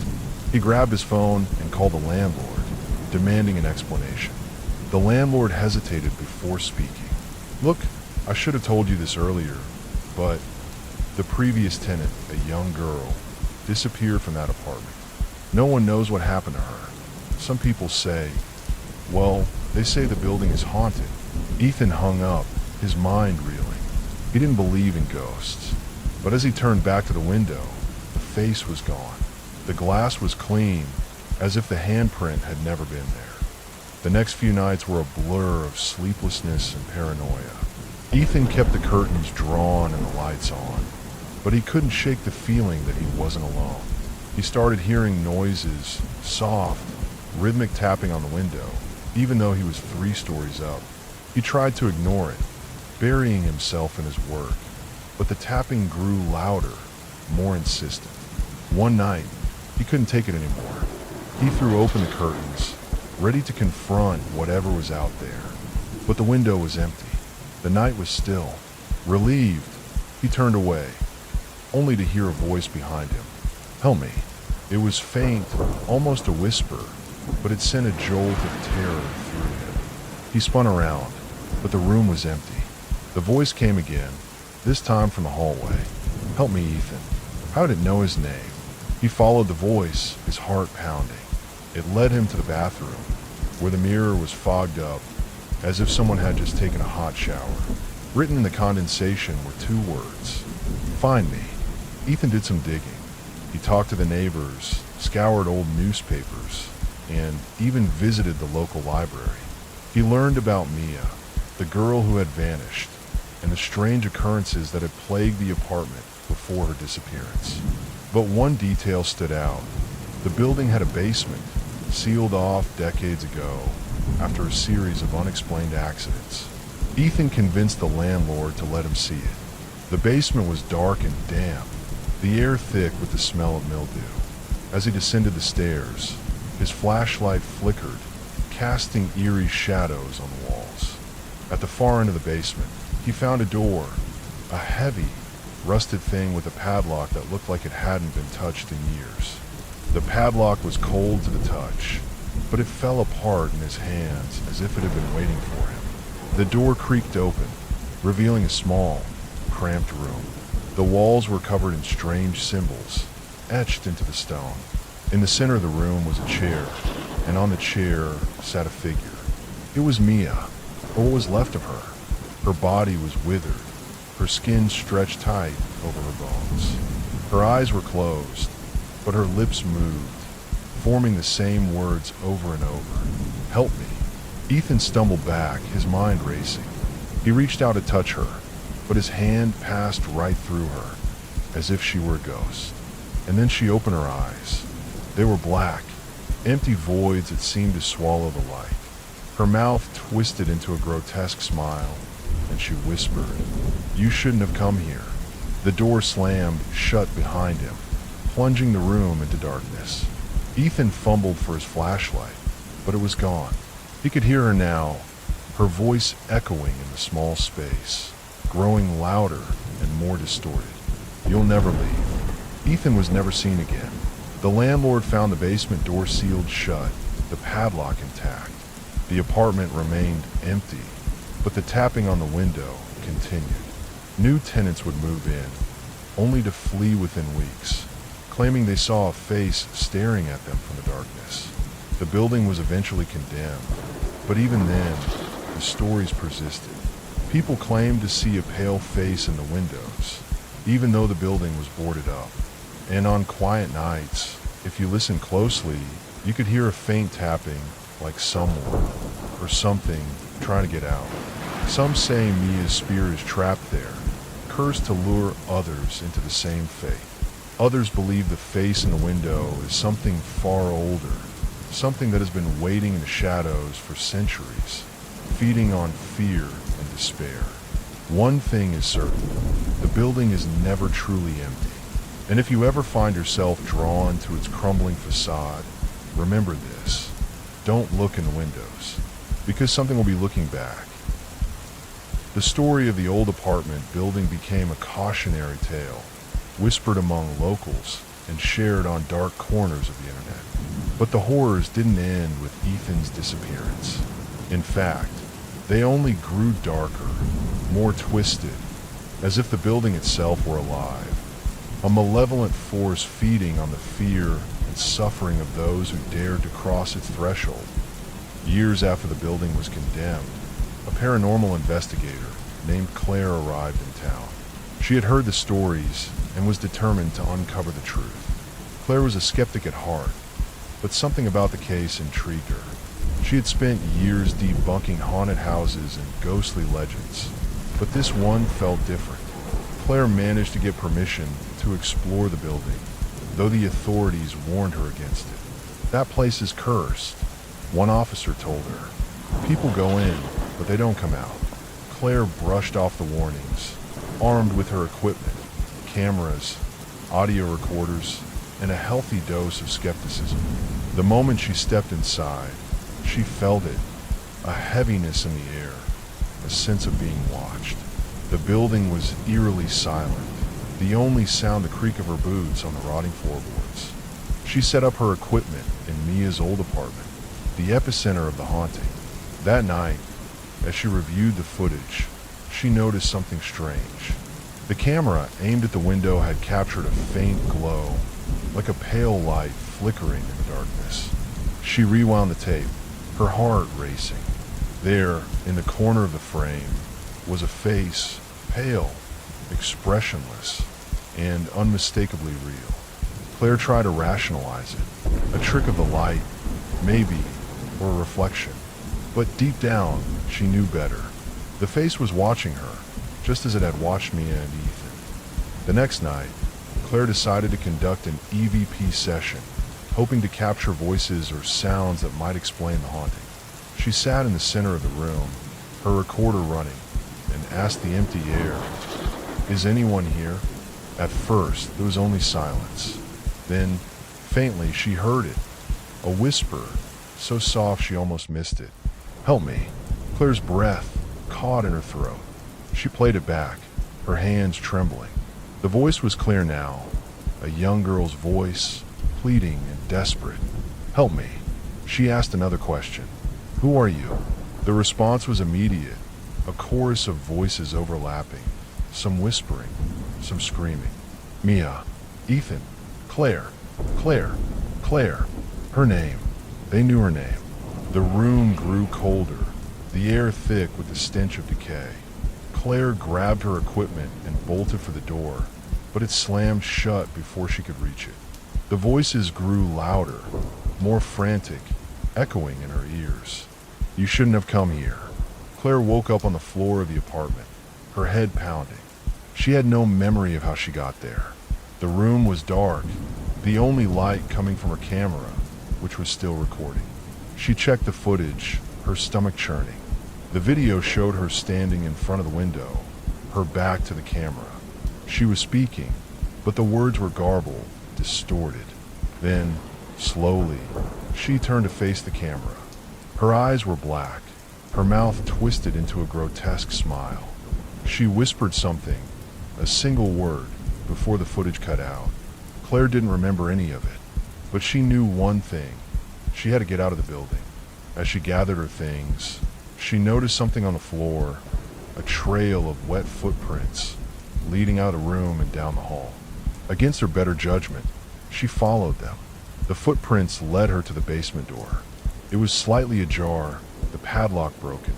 Claire hesitated, her instincts screaming at her to turn back. But she couldn't. She had to know. The basement was darker than she remembered, the air thick and suffocating. The walls seemed to close in around her as she descended the stairs. At the far end of the room, she saw it, the chair, the symbols, and the figure sitting in the shadows. It wasn't Mia this time. It was Ethan. His body was twisted, his limbs bent at unnatural angles, his head lolled to the side, his eyes wide and unseeing. And then, slowly, he turned to look at her. You're too late, he whispered, his voice a guttural rasp. It's already inside you. Claire stumbled back, her mind reeling. She felt something then, a cold, slithering presence in the back of her mind, like a parasite burrowing into her thoughts. She tried to scream, but no sound came out. Claire never left the building. Her equipment was found days later, scattered and broken, the footage corrupted beyond repair. The authorities declared her missing, but no one dared to search for her. The building remained condemned, but the curse didn't stay contained. People in the town began reporting strange occurrences, faces in their windows, whispers in the night, and a cold, creeping dread that followed them wherever they went. Some claimed to see Claire, her eyes black and her mouth twisted into that same grotesque smile. The curse was spreading, feeding on the fear and despair of the town. And at the center of it all was the building, its windows dark and lifeless, but never truly empty. Because something was always watching. If you ever find yourself near the old apartment building, don't stop. Don't look at the windows. Don't listen for the whispers. And whatever you do, don't go inside. Because once it sees you, it will never let you go. And you'll become just another face in the window, watching, waiting, and luring others to their doom. The story of the cursed apartment building reaches its crescendo in a mind-bending, horrifying conclusion that ties together all the threads of terror, revealing a truth far more sinister than anyone could have imagined. Here's the crazy plot conclusion that will leave you questioning reality itself. Years after Claire's disappearance, a team of urban explorers decided to document the building for a viral video series. They were armed with cameras, drones, and a reckless disregard for the warnings. Among them was a young woman named Lena, who had a personal connection to the building. Her grandmother had lived there decades ago and had always refused to speak of it. As the team explored the building, They found something no one had ever seen before, a hidden room behind the basement wall, concealed by layers of brick and mortar. Inside, they discovered a series of journals, written by the building's original architect, Elias Vorn. The journals revealed a horrifying truth. Elias had designed the building as a prison, not for people, but for something else, something ancient and malevolent. He called it the Watcher, a being that fed on fear and despair, growing stronger with every soul it consumed. Elias had trapped the Watcher in the building using a series of occult rituals, but he warned that the prison was not permanent. The Watcher would eventually break free, unless it was fed, and it had been fed for decades. Every disappearance, every face in the window, every whisper in the dark was part of the Watcher's insidious design. It lured people in, consumed their fear, and then absorbed them, trapping their souls within its endless void. Lena and her team realized they had stumbled into something far beyond their understanding. The Watcher was no longer content to wait. It had grown too powerful, and the building was no longer enough to contain it. The journals described a ritual, a way to banish the Watcher back to whatever hell it had come from. But it required a sacrifice. Someone had to willingly offer themselves to the Watcher, trapping it within their own mind. As the team debated what to do, strange things began to happen. Their equipment malfunctioned, their flashlights flickered, and one by one, they started to disappear. Lena found herself alone, the building shifting and warping around her, as if it were alive. The walls bled, the floors cracked, and the air was filled with the sound of screams. Voices she recognized as Mia, Ethan, Claire, and countless others. Lena knew what she had to do. She descended into the basement, the journals clutched in her hands. The Watcher was waiting for her, its form shifting and grotesque, a swirling mass of shadows, faces, and grasping hands. It spoke to her, its voice a cacophony of every victim it had ever consumed. "You cannot win," it hissed. "I am eternal." But Lena had one advantage, her grandmother's locket, which she had worn since childhood. Inside was a small, folded piece of paper, a prayer written in a language she didn't understand. As she read it aloud, the room began to shake. The Watcher screamed, its form writhing and twisting as the words tore into it. But it wasn't enough. The Watcher was too strong. Lena realized the only way to stop it was to complete the ritual, to offer herself as the final sacrifice. As Lena prepared to give herself to the Watcher, she noticed something strange. The faces in its swirling mass, Mia, Ethan, Claire, and the others, were not screaming in agony. They were smiling, and then she understood they weren't victims. They were willing participants. The Watcher wasn't a monster. It was a collective, a hive mind of souls who had chosen to join it, to escape the pain and loneliness of their lives. The Watcher wasn't evil. It was freedom. Lena hesitated. The Watcher reached out to her, its voice soft and inviting. "Join us," it whispered. "You'll never be alone again." For a moment, she was tempted, but then she thought of her grandmother, of the life she still had ahead of her. She made her choice. Lena completed the ritual, but not as the Watcher expected. Instead of offering herself, she used the locket and the prayer to sever the connection between the Watcher and the building. The walls crumbled, the shadows dissipated, and the faces faded away, their smiles turning to looks of sorrow. The Watcher was banished, but not destroyed. It was out there, somewhere, waiting for its next prison, and Lena knew it would return.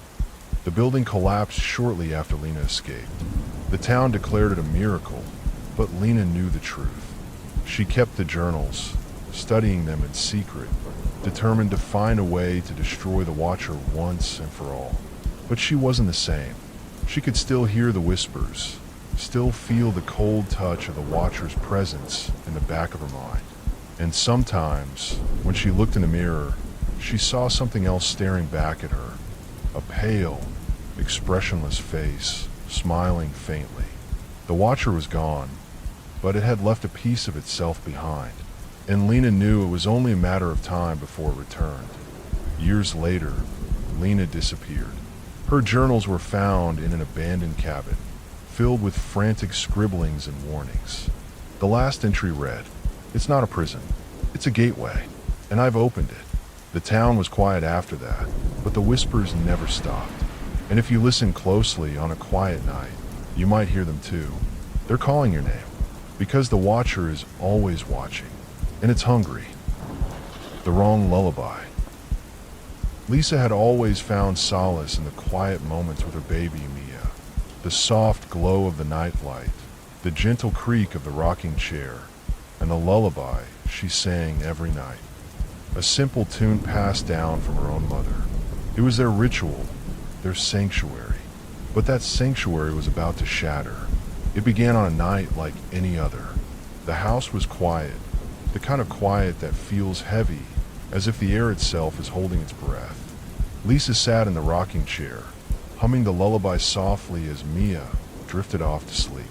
The baby monitor on the nightstand blinked its steady green light, a silent sentinel. Lisa kissed Mia's forehead and tiptoed out of the room, leaving the door slightly ajar. She had just settled onto the couch with a cup of tea when she heard it. The lullaby. It was faint at first, barely audible over the hum of the house, but it was unmistakable, the same melody she had just sung. Her heart skipped a beat. She froze, the teacup trembling in her hands. The voice was deeper, rougher, like gravel wrapped in silt. It was wrong, all wrong. Hush, little one, sleep forever. Lisa's blood turned to ice. She dropped the teacup, the shattering sound startling her into action. She bolted to Mia's room, her mind racing. The door was still ajar, just as she had left it. She pushed it open, her breath catching in her throat. The room was empty. No, not empty. Mia was still there, asleep in her crib, her tiny chest rising and falling peacefully. But the voice, it had come from here. Lisa's eyes darted around the room, searching for the source. The closet door was closed. The curtains were still. The night light cast long, flickering shadows on the walls. And then the baby monitor crackled. Hush, little one, sleep forever. Lisa's heart pounded in her chest. She grabbed the monitor, her fingers fumbling with the buttons. The voice was coming through it, but how? She stared at the device, her mind racing. The green light blinked rhythmically, almost mockingly. "Who's there?" she whispered, her voice trembling. The monitor crackled again, but this time there was no voice, just silence. Lisa set it down and leaned over the crib, her hands shaking as she brushed Mia's cheek. The baby stirred but didn't wake. Lisa exhaled, trying to calm herself. It had to be her imagination. Stress, exhaustion, anything but what her gut was telling her. She stayed in the room for hours, watching over Mia, until the first light of dawn crept through the curtains. Only then did she allow herself to relax. She kissed Mia's forehead and whispered, "Mommy's here. Nothing will hurt you." But when she returned to the room later that morning, the crib was empty. Lisa's scream echoed through the house. She tore through every room, every closet, every corner. Mia was gone. The front door was still locked. The windows were shut. There was no sign of forced entry, no sign of anything. Just an empty crib and the faint hum of the baby monitor. The police came, of course.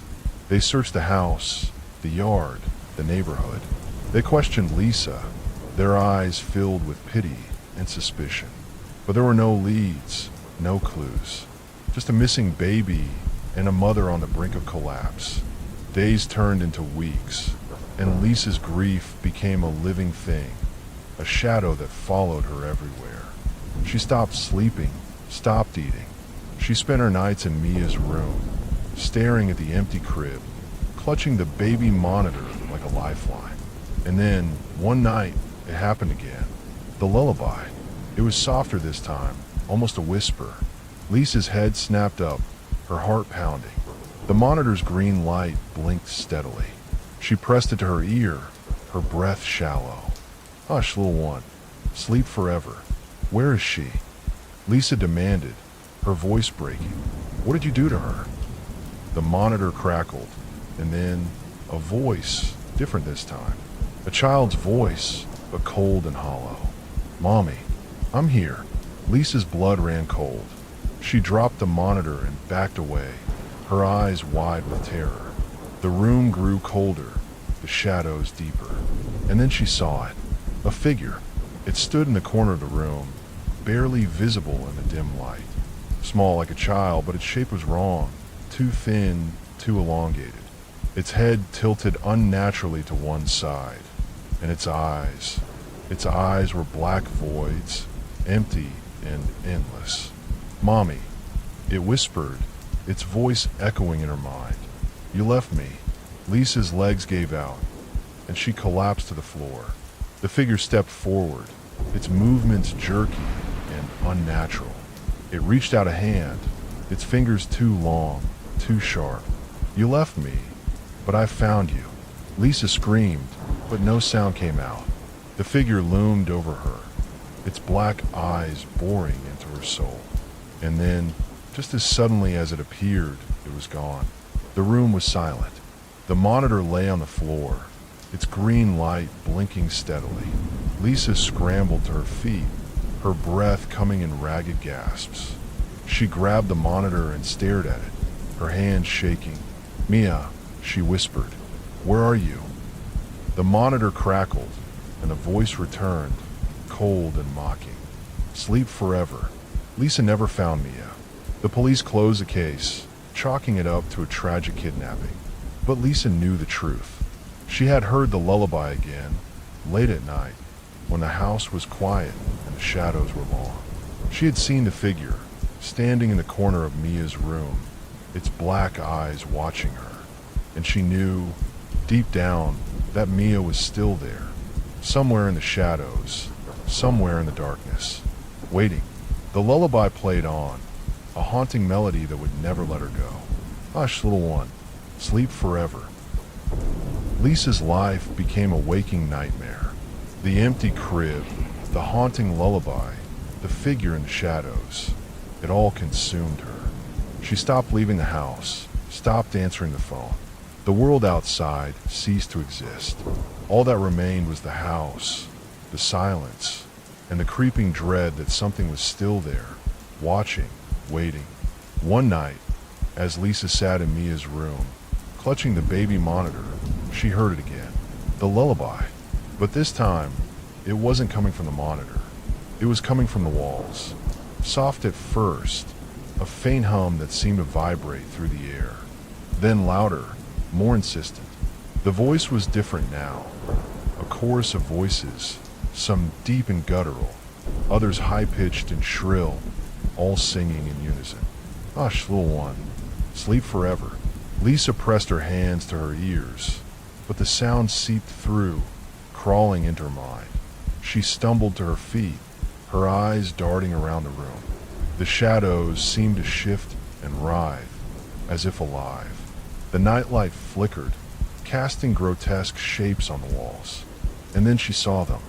Figures. Dozens of them. They emerged from the shadows, their forms twisted and grotesque. Some were small, like children, but their limbs were too long, their heads too large. Others were tall and skeletal, their eyes glowing like embers. They surrounded her, their voices rising in a cacophony of whispers and wails. You left us. You left us. Lisa backed into a corner, her breath coming in short, panicked gasps. The figures closed in, their hands reaching out, their fingers like claws. She closed her eyes, waiting for the inevitable. But nothing happened. When she opened her eyes, the room was empty. The lullaby had stopped. The shadows were still. The baby monitor lay silent on the floor, its green light blinking steadily. The next morning, Lisa woke up on the floor of Mia's room, her body stiff and aching. She had no memory of falling asleep. The house was quiet, but the silence felt heavy, oppressive. She stumbled to the kitchen, her mind foggy, and poured herself a glass of water. As she drank, she noticed something on the counter, a small, crumpled piece of paper. She picked it up and unfolded it, her hands trembling. It was a drawing, a child's drawing, crude and messy. It depicted a house, a crib, and a figure standing in the corner. The figure had black eyes and a wide, grotesque smile. At the bottom of the page, scrawled in shaky handwriting, were the words, "Mommy, I'm still here." Lisa's heart raced. She didn't recognize the handwriting, but it looked eerily similar to Mia's. But that was impossible. Mia was only a baby. She couldn't write. Could she? Lisa crumpled the paper and threw it in the trash, trying to shake the feeling of unease that settled over her. But as the day went on, strange things began to happen. Objects moved on their own. Doors opened and closed. The lullaby played faintly in the background, no matter where she went. And then there were the whispers. At first, they were faint, almost imperceptible. But as the days passed, they grew louder, more insistent. They came from everywhere and nowhere, a chorus of voices that spoke in unison. "Find her! Find her!" One night, Lisa couldn't take it anymore. She grabbed a flashlight and ventured into the basement, a place she had avoided since Mia's disappearance. The air was damp and cold, the walls lined with boxes and old furniture. The beam of the flashlight cut through the darkness, revealing cobwebs and dust. And then she saw it, a door. It was small, almost hidden behind a stack of boxes. Lisa had never noticed it before. She approached it cautiously, her heart pounding in her chest. The door was old, its paint peeling, and it had no handle, just a small, rusted keyhole. Lisa's hands trembled as she reached out and pushed the door. It creaked open, revealing a narrow staircase that led down into darkness.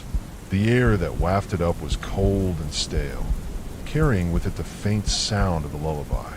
"Hush, little one. Sleep forever."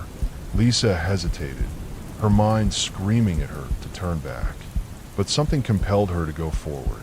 She descended the stairs, the flashlight shaking in her hand. The walls were damp and covered in strange symbols, crude drawings of figures with black eyes and wide smiles. At the bottom of the stairs was a small room. The walls were lined with shelves, each one filled with jars. Lisa's stomach churned as she realized what was inside them. Teeth, tiny baby teeth. And in the center of the room was a crib. It was old and rusted, its bars twisted and broken. Inside was a bundle of rags, stained and tattered. Lisa's breath caught in her throat as she approached it. She reached out, her hands trembling, and pulled back the rags. Inside was a doll. Its face was cracked and faded, its eyes black and empty. Its mouth was twisted into a grotesque smile, and clutched in its tiny hands was a piece of paper. Lisa unfolded it, her heart pounding. It was another drawing. This one depicted the basement, the crib, and the doll.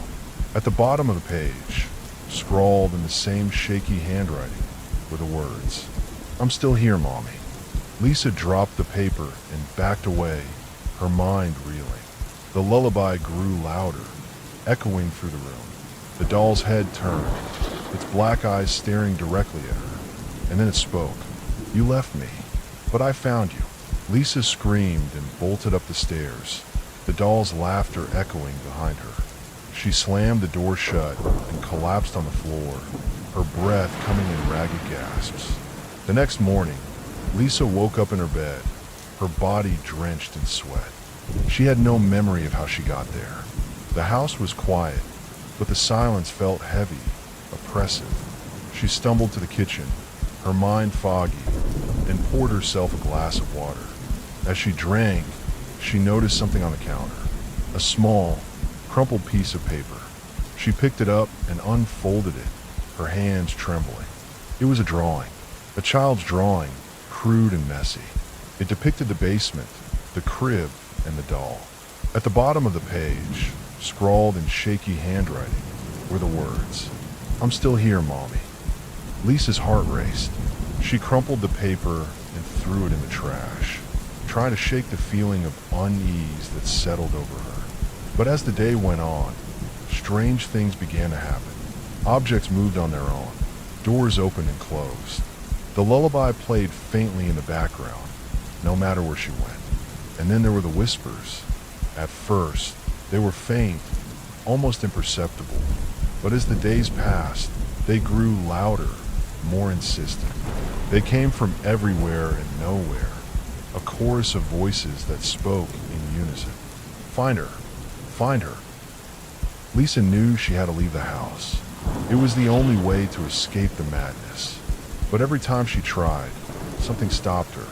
The doors wouldn't open. The windows were sealed shut. The house had become a prison, and she was its captive. And then, one night, she heard again. The lullaby. But this time, it wasn't coming from the walls or the baby monitor. It was coming from the basement. Lisa descended the stairs, her heart pounding in her chest. The door to the small room was open, and the doll was gone. In its place was a figure, small and frail, its back turned to her. Mia, Lisa whispered, her voice trembling. The figure turned, and Lisa's heart stopped.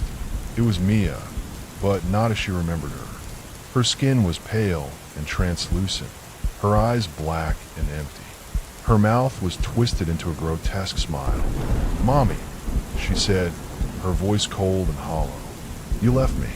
Lisa's legs gave out, and she collapsed to the floor. Mia stepped forward, her movements jerky and unnatural. She reached out a hand, her fingers too long, too sharp. "But I found you," she whispered, "and now we'll be together forever." The lullaby played on, a haunting melody that would never let her go. "Hush, little one, sleep forever." Lisa's world had become a waking nightmare, a labyrinth of shadows and whispers that refused to let her go. The house was no longer just a house. It was alive, breathing, feeding on her fear. And Mia was no longer a baby. She was something else, something dark. The days blurred together. Lisa stopped eating, stopped sleeping. She spent her nights in the basement, staring at the empty crib, the doll's laughter echoing in her mind. The lullaby played constantly now, a never-ending loop that drove her to the edge of madness. And then, one night, something changed. Lisa was sitting on the floor of the basement, her back against the cold, damp wall when she heard it. A new sound, a scratching like nails on wood. It was coming from the far corner of the room, where the shadows were deepest. She grabbed the flashlight and pointed it toward the sound. The beam of light revealed something she hadn't noticed before. A small, hidden door in the wall. It was barely visible, its edges blending seamlessly with the stone. The scratching grew louder, more frantic. Lisa's heart pounded as she approached the door. Her hands trembled as she reached out and pushed it.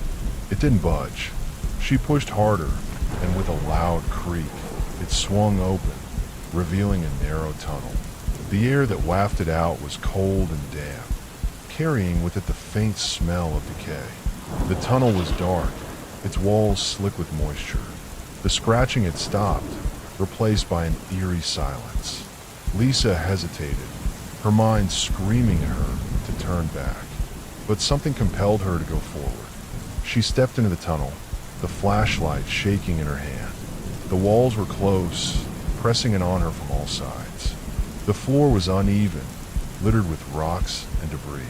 As she walked, the tunnel began to change. The walls were no longer made of stone, but of something else, something organic. They pulsed faintly, as if alive. The air grew thicker, harder to breathe. And then she saw it, a chamber. It was large and circular, its walls lined with strange, pulsating veins. In the center of the chamber was a pedestal, and on top of it was a book. Its cover was old and worn, its pages yellowed with age. Lisa approached it cautiously, her heart pounding. The book was open, its pages filled with strange symbols and drawings. She recognized some of them, the same symbols she had seen on the walls of the basement. And then she saw the words, scrawled in shaky handwriting. The Lullaby of Shadows. Lisa's breath caught in her throat. She reached out and touched the page, and as she did, the room began to change. The walls pulsed faster, the veins throbbing with a sickly light. The air grew colder, and the whispers returned, louder now, more insistent. You found it. You found it. Lisa's hands trembled as she flipped through the pages.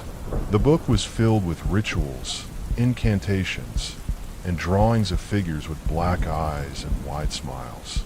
And then she saw it, a drawing of the doll, its grotesque smile staring back at her. At the bottom of the page were the words, "The lullaby binds them. The lullaby frees them." Lisa's mind raced.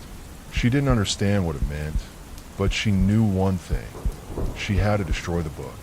She grabbed it and slammed it shut. But as she did, the room began to shake. The walls pulsed violently, the veins bursting and spraying a dark, viscous liquid. And then the voices came. They were everywhere, screaming, wailing, laughing. The chamber was filled with figures, their forms twisted and grotesque. They surrounded her, their black eyes staring into her soul. You cannot destroy it. You cannot escape. Lisa clutched the book to her chest and ran, the figures closing in behind her. The tunnel seemed to stretch on forever, the walls pressing in on her from all sides. The air grew thicker, harder to breathe. And then she saw it, the door.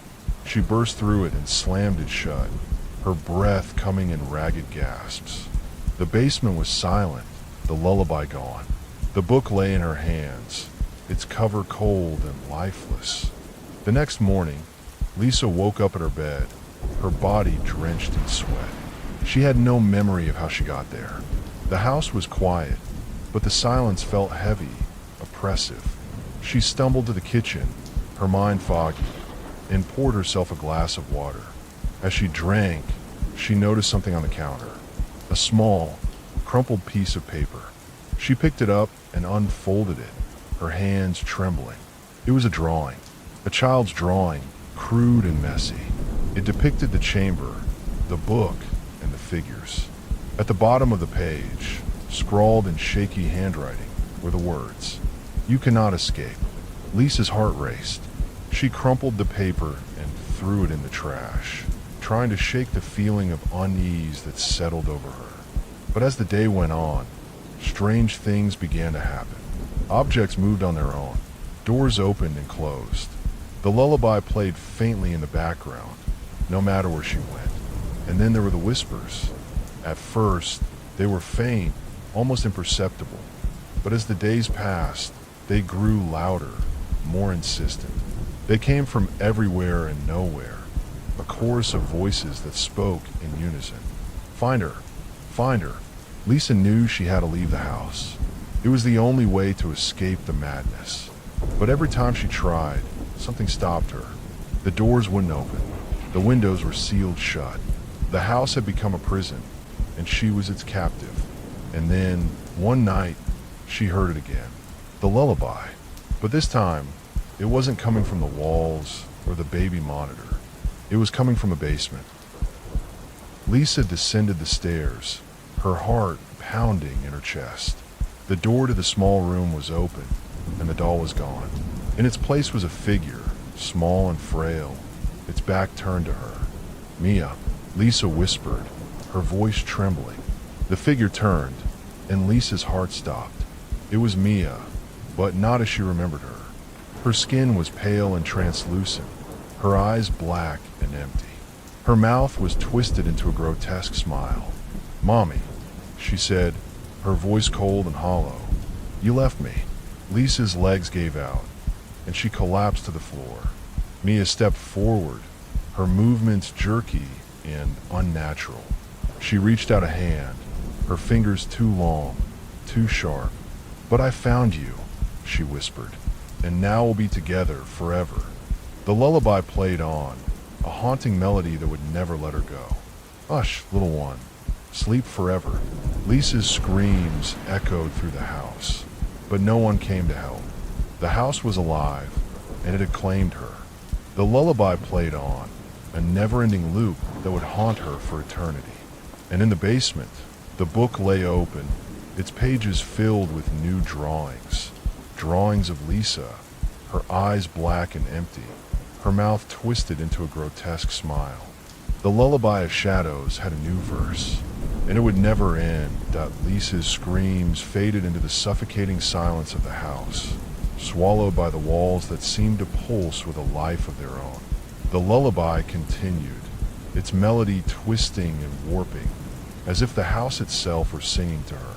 Mia, or what was left of Mia, stood over her, her black eyes unblinking, her grotesque smile stretching wider than any human mouth should allow. "Mommy," Mia whispered, her voice a chilling blend of a child's innocence and something far darker. "You left me, but now we'll never be apart."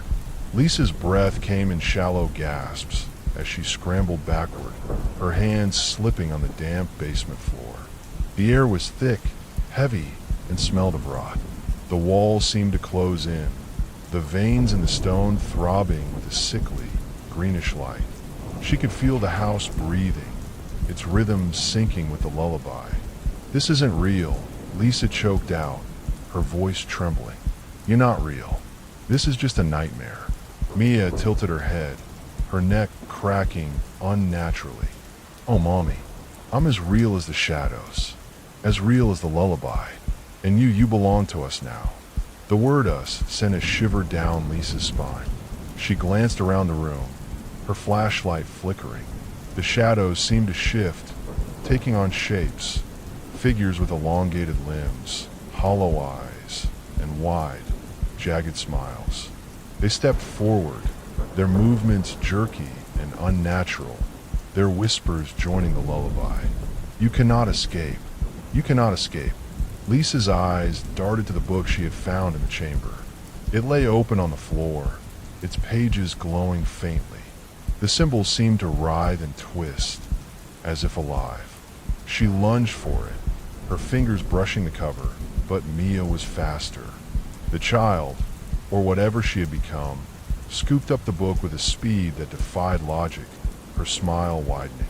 "You don't understand, Mommy," Mia said, her voice dripping with mock pity. "The lullaby isn't just a song. It's a key to the shadows. And you open the door." Lisa's mind raced. The lullaby, the book, the chamber, it was all connected. She had stumbled into something far older, far darker than she could comprehend. And now it had her. The days that followed were a blur. Lisa tried to leave the house, but every time she reached the front door, she found herself back in the basement, the lullaby playing softly in the background. The house was alive, and it wouldn't let her go. The whispers grew louder, more insistent. They came from the walls, the floors, the air itself. They spoke of things Lisa couldn't understand. Ancient rituals, forgotten gods, and a world beyond shadows. And always the lullaby played. One night, as Lisa sat in the basement, clutching the flashlight, she noticed something new. The veins in the walls were spreading, creeping up the stairs into the house. The air grew colder, the smell of decay stronger. And then she saw them, the figures. They were everywhere, in the corners of the room, in the shadows, in the reflections of the broken mirror on the wall. They watched her with their hollow eyes, their smiles wide and jagged, and they sang, "Hush, little one, sleep forever." Lisa's mind began to unravel. She couldn't tell what was real and what wasn't. The lines between the house, the shadows, and her own mind blurred. She saw Mia everywhere, in the crib, in the corner, in the mirror. But it wasn't Mia. Not really. It was something wearing her face, something that had been waiting for her. One night, as the lullaby reached a crescendo, Lisa made a decision. She couldn't escape the house, but maybe she could destroy it. She grabbed a can of gasoline from the garage and began pouring it throughout the basement, the kitchen, the living room. The figures watched her, their smiles never faltering. "You cannot destroy us," They whispered. "We are eternal." Lisa ignored them. She lit a match and dropped it, the flames roaring to life. The house screamed, a sound that was part wood, part flesh, part something else entirely. The walls writhed, the veins bursting and spraying dark liquid. The figures began to dissolve, their forms melting into the shadows. But as the flames spread, Lisa realized her mistake. The house wasn't just alive, it was a part of her now. The fire burned, but it didn't consume. Instead, it twisted, the flames taking on shapes, faces, hands, mouths that sang the lullaby. And then she saw Mia. The child stood in the center of the flames, her black eyes reflecting the fire. She held the book in her hands, its pages glowing with an otherworldly light. "You can't escape, Mommy," Mia said, her voice echoing in Lisa's mind. "The lullaby binds us. The lullaby frees us. And now, you'll sing with us forever." Lisa's vision blurred as the flames closed in. The lullaby grew louder, more distorted, until it was all she could hear. And then, everything went black. When Lisa opened her eyes, she was in the basement. The fire was gone, the house untouched. The book lay open on the floor, its pages filled with new drawings. Drawings of Lisa, her eyes black and empty, her mouth twisted into a grotesque smile. The lullaby played softly in the background, a never-ending loop. And in the corner of the room, the figures watched, their smiles wide and jagged. "Hush, little one. Sleep forever." Lisa tried to scream, but no sound came out. She was part of the house now, part of the shadows, part of the lullaby, and it would never end. Lisa's screams were swallowed by the house, her voice now just another thread in the tapestry of its haunting melody. The lullaby played on, its notes twisting and warping, as if the house itself were alive and reveling in her despair. The shadows pulsed around her, their forms shifting and writhing, their hollow eyes fixed on her. She was trapped, not just in the house, but in something far older, far darker. The book lay open on the floor, its pages glowing faintly. The symbols and drawings seemed to writhe and twist, as if alive. Lisa's eyes were drawn to a new page, one she hadn't seen before. It depicted a ritual, a circle of figures with black eyes and wide smiles, their hands joined. At the center of the circle was a woman, her face twisted in agony. Beneath the drawing were the words, "The final verse, to sing is to become." Lisa's breath caught in her throat. She didn't understand what it meant, but she knew one thing. She had to end this. She had to break the cycle. She grabbed the book, her hands trembling, and began to read the words aloud. The moment she spoke, the house reacted. The walls pulsed violently, the veins bursting and spraying dark liquid. The figures in the shadows began to scream, their voices joining the lullaby in a cacophony of sound. The air grew colder, the smell of decay stronger, and then the ground beneath her began to crack. Lisa stumbled back as the floor split open, revealing a deep, dark void. From the void emerged something, a figure, tall and skeletal, its eyes glowing like embers. It was the source of the lullaby, the thing that had been waiting for her. "You dare to defy me?" It hissed, its voice a blend of 1,000 whispers.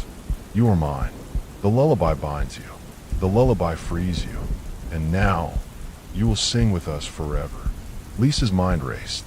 She had to finish the ritual. She had to break the cycle. She continued to read, her voice growing stronger, more defiant. The figure lunged at her, its claws extended, but she stood her ground. As she spoke the final words, the house began to collapse. The walls crumbled, the shadows dissolved, and the lullaby reached a deafening crescendo. The figure screamed, its form twisting and writhing, until it was nothing more than a wisp of smoke. And then, silence. Lisa woke up in the basement, the house quiet and still. The book lay closed on the floor, its cover cold and lifeless. The shadows were gone, the figures nowhere to be seen. She stumbled to her feet, her body weak and trembling. She made her way upstairs, the house eerily silent. The front door was open, the sunlight streaming in. She stepped outside, the fresh air filling her lungs. She was free, but as she turned to look back at the house, she saw it, a shadow, faint but unmistakable, moving in the window. And then she heard it, faint but unmistakable, the lullaby. Hush, little one, sleep forever. Lisa's heart raced. She turned and ran, not looking back. She didn't stop until she was miles away. The house, just a distant memory. But the lullaby didn't stop. It followed her, a faint melody in the back of her mind. She tried to ignore it, to convince herself it was just her imagination. But as the days passed, it grew louder, more insistent. And then, one night, she saw them, the figures. They were faint at first, just shadows in the corner of her eye. But as the days passed, they grew more solid, more real. They watched her with their hollow eyes, their smiles wide and jagged. Lisa tried to run, but there was no escape. The lullaby played on, a never-ending loop. And then, one night, she heard it, a voice, faint but unmistakable. "Mommy, I'm still here." Lisa's heart stopped. She turned, and there she was, Mia, her skin pale and translucent, her eyes black and empty. Her mouth was twisted into a grotesque smile. "You can't escape, Mommy," Mia whispered. "The lullaby binds us. The lullaby frees us. And now, you'll sing with us forever." Lisa's screams echoed through the night, but no one came to help. The lullaby played on, a haunting melody that would never let her go. And in the shadows, the figures watched, their smiles wide and jagged. "Hush, little one, sleep forever." The house was gone, but the lullaby remained. It spread, a haunting melody that seeped into the minds of those who heard it. And one by one, they fell, bound by the lullaby, freed by the shadows. And it would never end. The Forgotten Room. Ethan's family had always been drawn to the peculiar. When they moved into the old Victorian house on the edge of town, his parents were thrilled by its history, its creaking floors, its towering gables, and the faint scent of aged wood that lingered in every room. But for Ethan, the house felt wrong. It wasn't just the way the shadows seemed to stretch longer than they should, or how the wind whistled through the cracks in the walls like a mournful song. It was the door at the end of the hallway. The door was always locked. His parents dismissed it as a storage room, cluttered with forgotten things from the previous owners. But Ethan couldn't shake the feeling that something was watching him from the other side. At night, he would lie in bed, his heart pounding as he heard it, the faint, rhythmic scraping, like nails dragging across wood. It was always there, just beyond the door, and it always stopped the moment he held his breath to listen. One night, the scraping was louder than ever. It wasn't just a sound anymore. It was a call, a demand.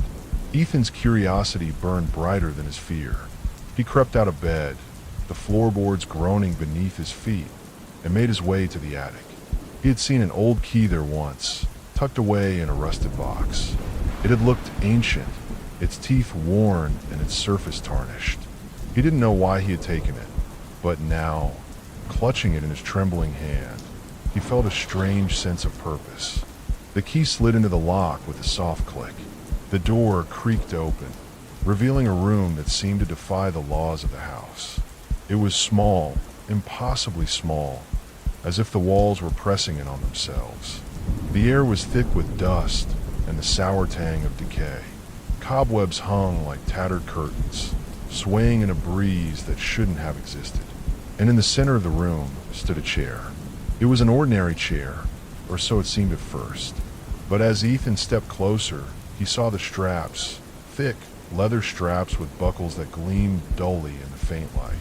The chair was bolted to the floor, and the wood around it was scarred, as if it had been clawed at by desperate hands. A whisper cut through the silence. so faint that Ethan thought he had imagined it. You weren't supposed to open it. He spun around, but the room was empty. The door, however, was no longer open. It slammed shut with a force that shook the walls, plunging him into darkness. Ethan screamed, his voice echoing in the suffocating space. He fumbled for the door, but the handle wouldn't turn.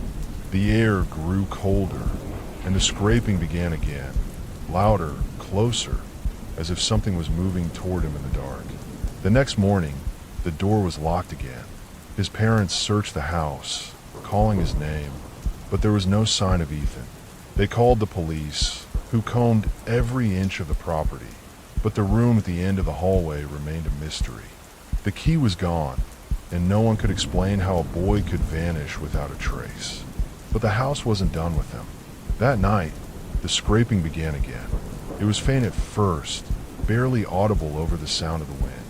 But as the days passed, it grew louder, more insistent. Ethan's parents tried to ignore it, telling themselves it was just the house settling or an animal in the walls. But deep down they knew. The sound was coming from behind the locked door.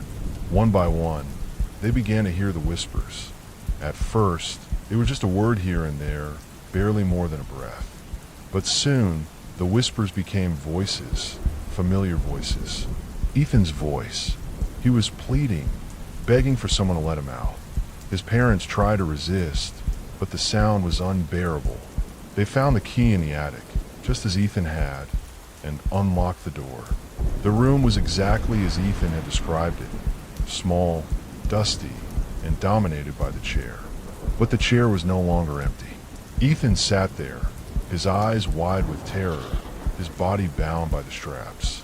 He looked at them, his lips moving silently, before the door slammed shut again. When they finally broke the door down, the room was empty. But the scraping didn't stop. It never stopped. And every night, they heard the whispers, calling to them, begging to be let out.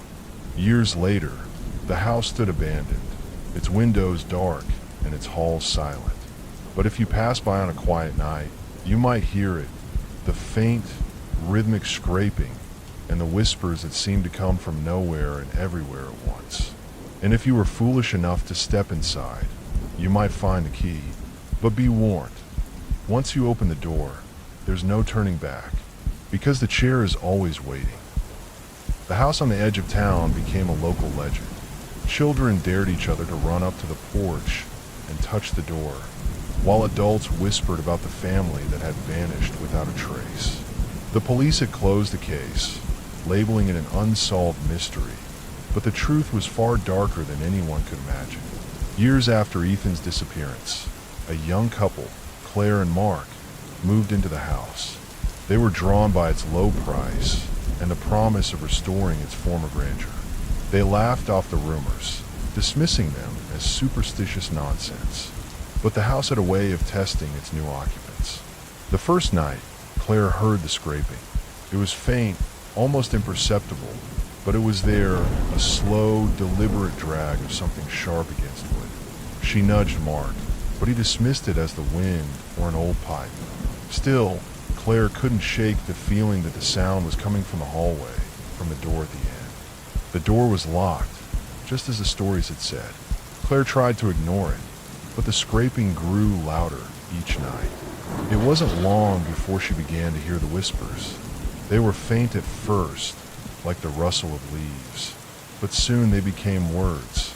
Her name, spoken in a voice that was both familiar and alien. "Claire, let me out."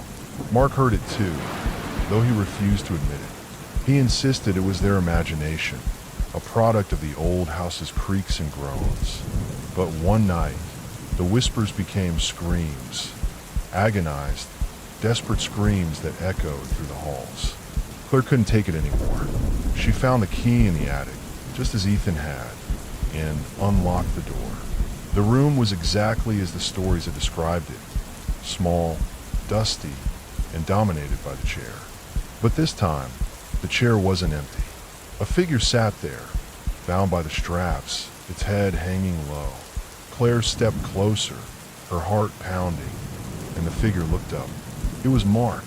His eyes were wide with terror, his mouth moving silently as if begging for help. Claire screamed and reached for him, but the door slammed shut behind her. The room plunged into darkness, and the scraping began again, louder, closer. She fumbled for the door, but it wouldn't open. The air grew colder, and the whispers surrounded her, growing louder and more frantic. You weren't supposed to open it. When the door finally opened, the room was empty. Mark was gone, just as Ethan had been. Claire searched the house, calling his name, but there was no trace of him. The police were called, but they found nothing. The room at the end of the hallway was just a storage room, they said. Empty, dusty, and harmless. But Claire knew better. She heard the scraping every night, and the whispers grew louder, more insistent. She tried to leave the house, but something always pulled her back. The key reappeared in the attic, no matter how many times she threw it away. And every time she unlocked the door, she found someone new in the chair. A neighbor, a friend, a stranger.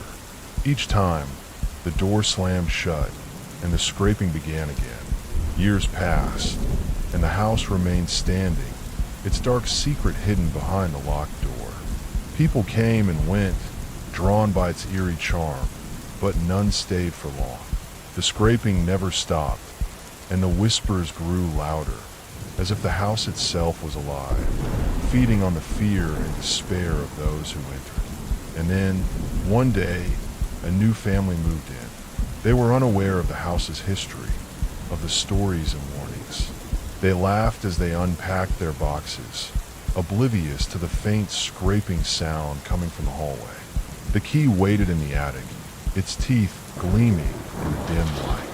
The chair waited in the room, its straps hanging loose, ready to bind its next victim. And the whispers waited, growing louder with each passing moment. Because the house was hungry, and it would never be satisfied. The final twist. One night, Claire, now an old woman, returned to the house. She had spent decades trying to forget, but the whispers had followed her everywhere. She knew she had to end it, once and for all. She found the key one last time and unlocked the door. The room was different now. The walls were covered in symbols, ancient, twisting runes that pulsed with a faint, sickly light. The chair was gone, replaced by a mirror that reflected not the room, but a vast, endless void. The whispers were deafening now, a cacophony of voices pleading, screaming, begging. And then she saw them, the faces, dozens of them, swirling in the void, their eyes wide with terror. Ethan, Mark, the neighbors, the strangers, all of them, trapped in the mirror. They reached out to her, their hands pressing against the glass, as if trying to escape. You weren't supposed to open it, the voices said in unison. Claire stepped closer, drawn by some unseen force. The mirror's surface rippled like water, and she felt herself being pulled in. She tried to resist, but the whispers were too strong. As she was swallowed by the void, she realized the truth. The house wasn't just a house. It was a prison, a gateway to something far older and more malevolent. The chair, the key, the door, they were all part of a ritual, a way to feed the entity that lurked beyond the mirror. And now it had her too. The door slammed shut, and the scraping began again. The house stood silent, its windows dark, its halls empty. But if you passed by on a quiet night, you might hear it, the faint, rhythmic scraping, and the whispers that seemed to come from nowhere and everywhere at once. And if you were foolish enough to step inside, you might find the key. But be warned, once you open the door, there's no turning back, because the mirror is always waiting, and it's always hungry. The house on the edge of town became a black stain on the community's memory. No one dared to speak of it, and children who once played games of bravery now avoided the street entirely. The house seemed to sag under the weight of its own evil, its windows like hollow eyes staring out at the world. But evil is never content to remain hidden. Years after Claire's disappearance, a group of urban explorers, drawn by the house's infamy, decided to document its horrors. They were skeptics, armed with cameras and flashlights, convinced that the stories were nothing more than folklore. But the house had a way of making believers out of the most hardened skeptics. The group consisted of 4 friends: Alex, the leader; Mia, the skeptic; Jake, the thrill seeker; and Sarah, the historian. They entered the house at dusk, their laughter echoing through the empty halls. But as the sun set, the atmosphere shifted. The air grew heavy, and the faint sound of scraping began to creep into their ears. "It's just the wind," Mia said, though her voice wavered. But no one believed her. They found the attic easily, the key resting on a rusted box, as if waiting for them. Alex picked it up, his fingers trembling. "This is it," he said, holding it up for the others to see. The key to the infamous locked door. Sarah, ever the historian, hesitated. "Maybe we shouldn't. There are stories for a reason, you know." But Jake, grinning, snatched the key from Alex. "Come on, don't tell me you're scared of a little ghost story." They made their way to the door at the end of the hallway. The scraping was louder now, a rhythmic, almost hypnotic sound that seemed to pull them forward. Jake inserted the key, and the lock clicked open. The door creaked open, revealing the small, dusty room. But it wasn't the same room Claire had described. The chair was gone, replaced by the mirror, a tall, ornate mirror with a frame carved with twisted, grotesque figures. The runes on the walls pulsed faintly, casting an eerie glow. And in the mirror's reflection, the room was different. It was vast, endless, and filled with shadows that moved on their own. "What the hell?" Mia whispered, stepping closer. The whispers began, faint at first, but growing louder. They were voices, hundreds of them, speaking in unison. "You weren't supposed to open it." Alex raised his camera, snapping a photo of the mirror. The flash illuminated the room for a split second, and in that moment, they saw them, the faces, dozens of them, swirling in the void behind the glass, their eyes wide with terror. Ethan, Claire, Mark, and countless others, their hands pressed against the mirror, begging to be freed. "We need to leave," Sarah said, her voice trembling. "Now." But it was too late. The door slammed shut, and the room plunged into darkness. The whispers became screams, and the scraping grew deafening. The flashlights flickered and died, leaving them in utter blackness. Jake lunged for the door, but it wouldn't budge. The mirror's surface rippled, and a cold, wet hand reached out, grabbing his arm. He screamed as he was pulled into the mirror, his body stretching and distorting as if the glass were liquid. The others watched in horror as he vanished, his screams echoing in the void. The mirror's surface stilled, and Jake's face joined the others, his mouth open in a silent scream. Alex, Mia, and Sarah backed away, but the room seemed to shrink, the walls closing in. The whispers grew louder, more insistent. "Join us," they said. "Join us." Mia grabbed the key from the floor and tried to unlock the door, but it wouldn't turn. The mirror's surface rippled again, and another hand reached out, this time grabbing Alex. He fought, but it was no use. He was pulled in, his body twisting and contorting before disappearing into the void. Sarah and Mia were alone now, their backs pressed against the door. The mirror's surface rippled once more, and a figure emerged. Not a hand, but a full body. It was Claire, her face gaunt and her eyes hollow. She stepped out of the mirror, her movements jerky and unnatural. "You weren't supposed to open it," she said, her voice a chorus of whispers. Mia screamed and threw the key at the mirror. It struck the surface and sank in, disappearing into the void. The room shook, and the runes on the walls flared brightly. Claire's body twisted and collapsed, her form dissolving into shadows that slithered back into the mirror. The door flew open, and Sarah and Mia stumbled out, gasping for air. They ran through the house, not stopping until they were outside, under the cold light of the moon. The house stood silent behind them, its windows dark and its halls empty. But the mirror wasn't done. The eternal hunger. Sarah and Mia never spoke of what happened that night. They tried to forget, but the whispers followed them, faint and insistent. The key reappeared in their homes, no matter how many times they threw it away. And every night, they heard the scraping, louder and closer. One by one, they succumbed. Mia was the first.